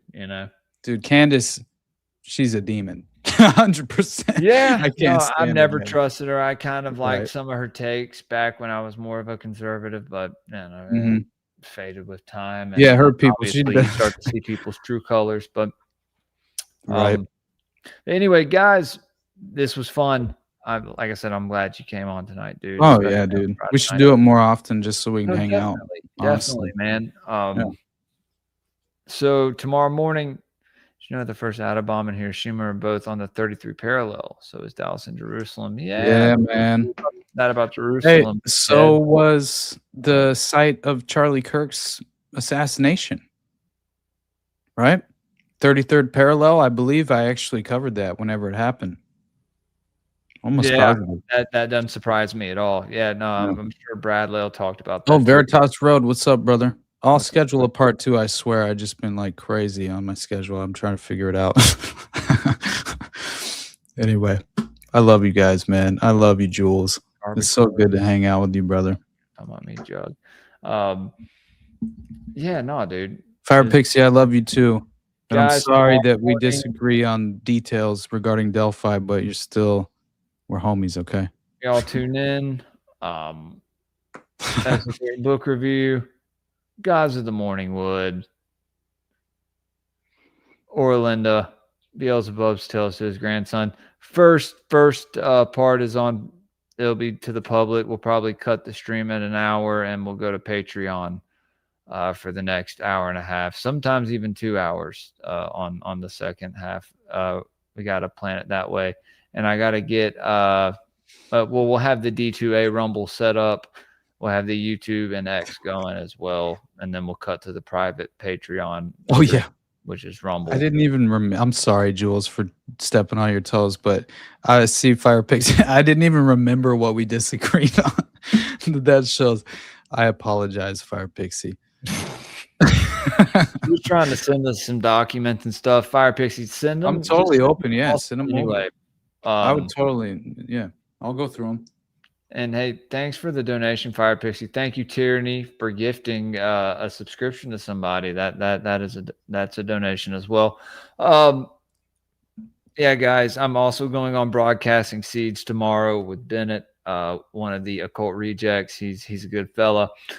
Going to go on his show. It's supposed to be tomorrow morning, but we're going to schedule around 2. So I think he'll be streaming that to YouTube maybe. But Esoteric Book Review, Gods in the Morning Wood in the morning. And then next Friday, I'm having Jonathan from Metamystics on, from Cult of, the old co-host from Cult of Conspiracy, Metamystics now. So he'll be coming on. That's going to be a fun banger of an episode. Been trying to get him on for a minute, so it's going to be cool.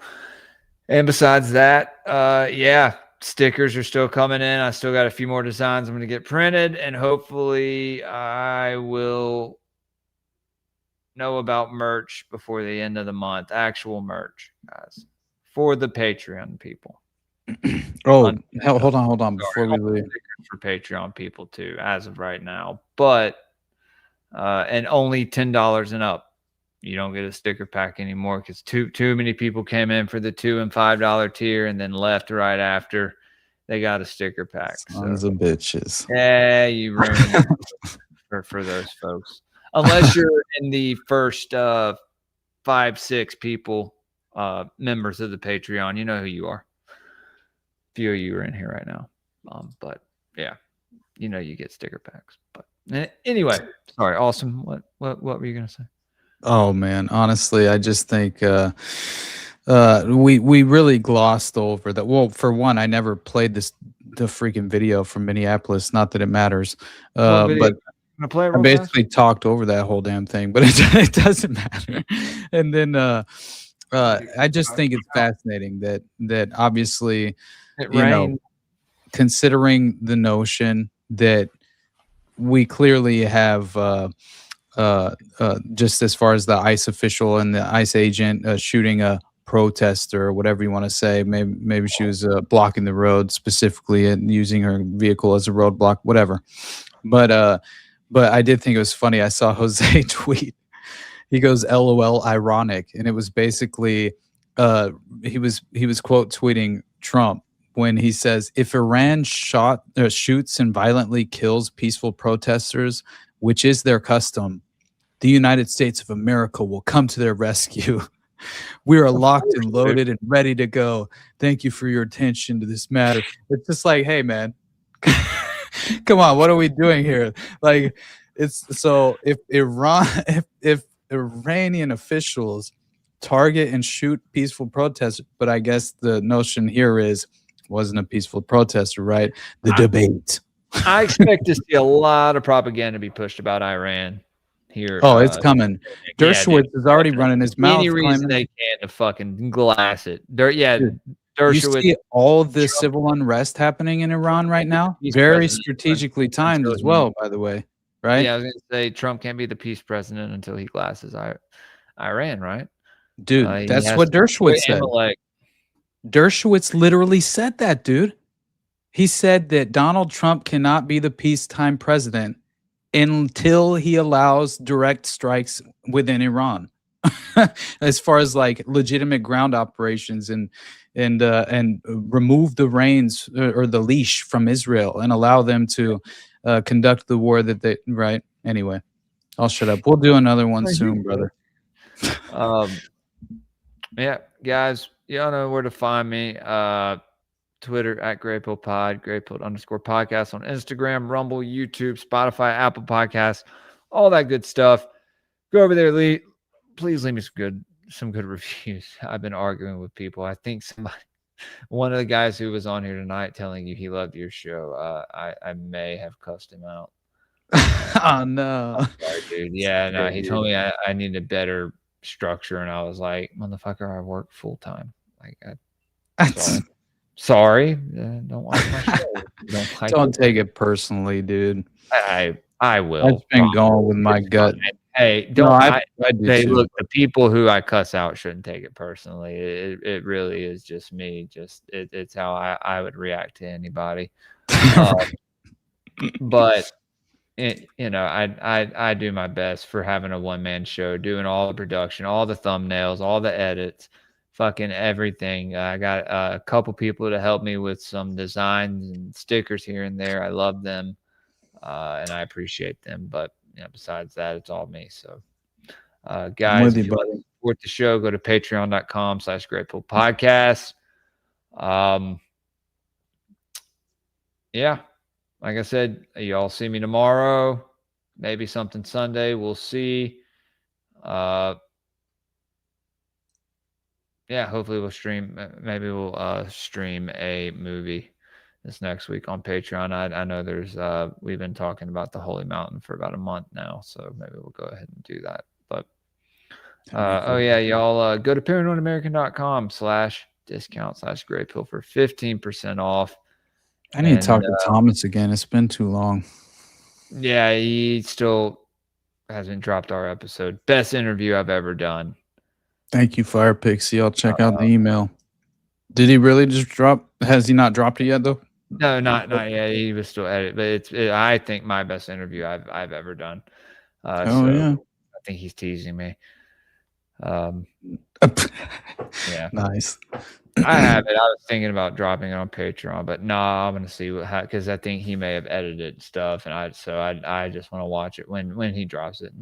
It'll be at a good time, I'm sure. So. Are you trying to push it to 3 hours and 33 minutes exactly? Is that what you're doing right now, Jules? Well, no. I'm just fucking. I have edits to play. I'm just playing. I didn't know. That legitimately happened to me on one of the Occult Rejects episodes, I think. I was like, no way that happened. Because it was so organic. No, I mean. Yeah, that's exactly fascinating. Maybe I planned on it. Don't do it, Jules. Until next time, guys, fear nothing, question everything, and stay grey-pilled. Later. Just buy something. Just buy something. From Paranoid American. Just buy something. Just buy something.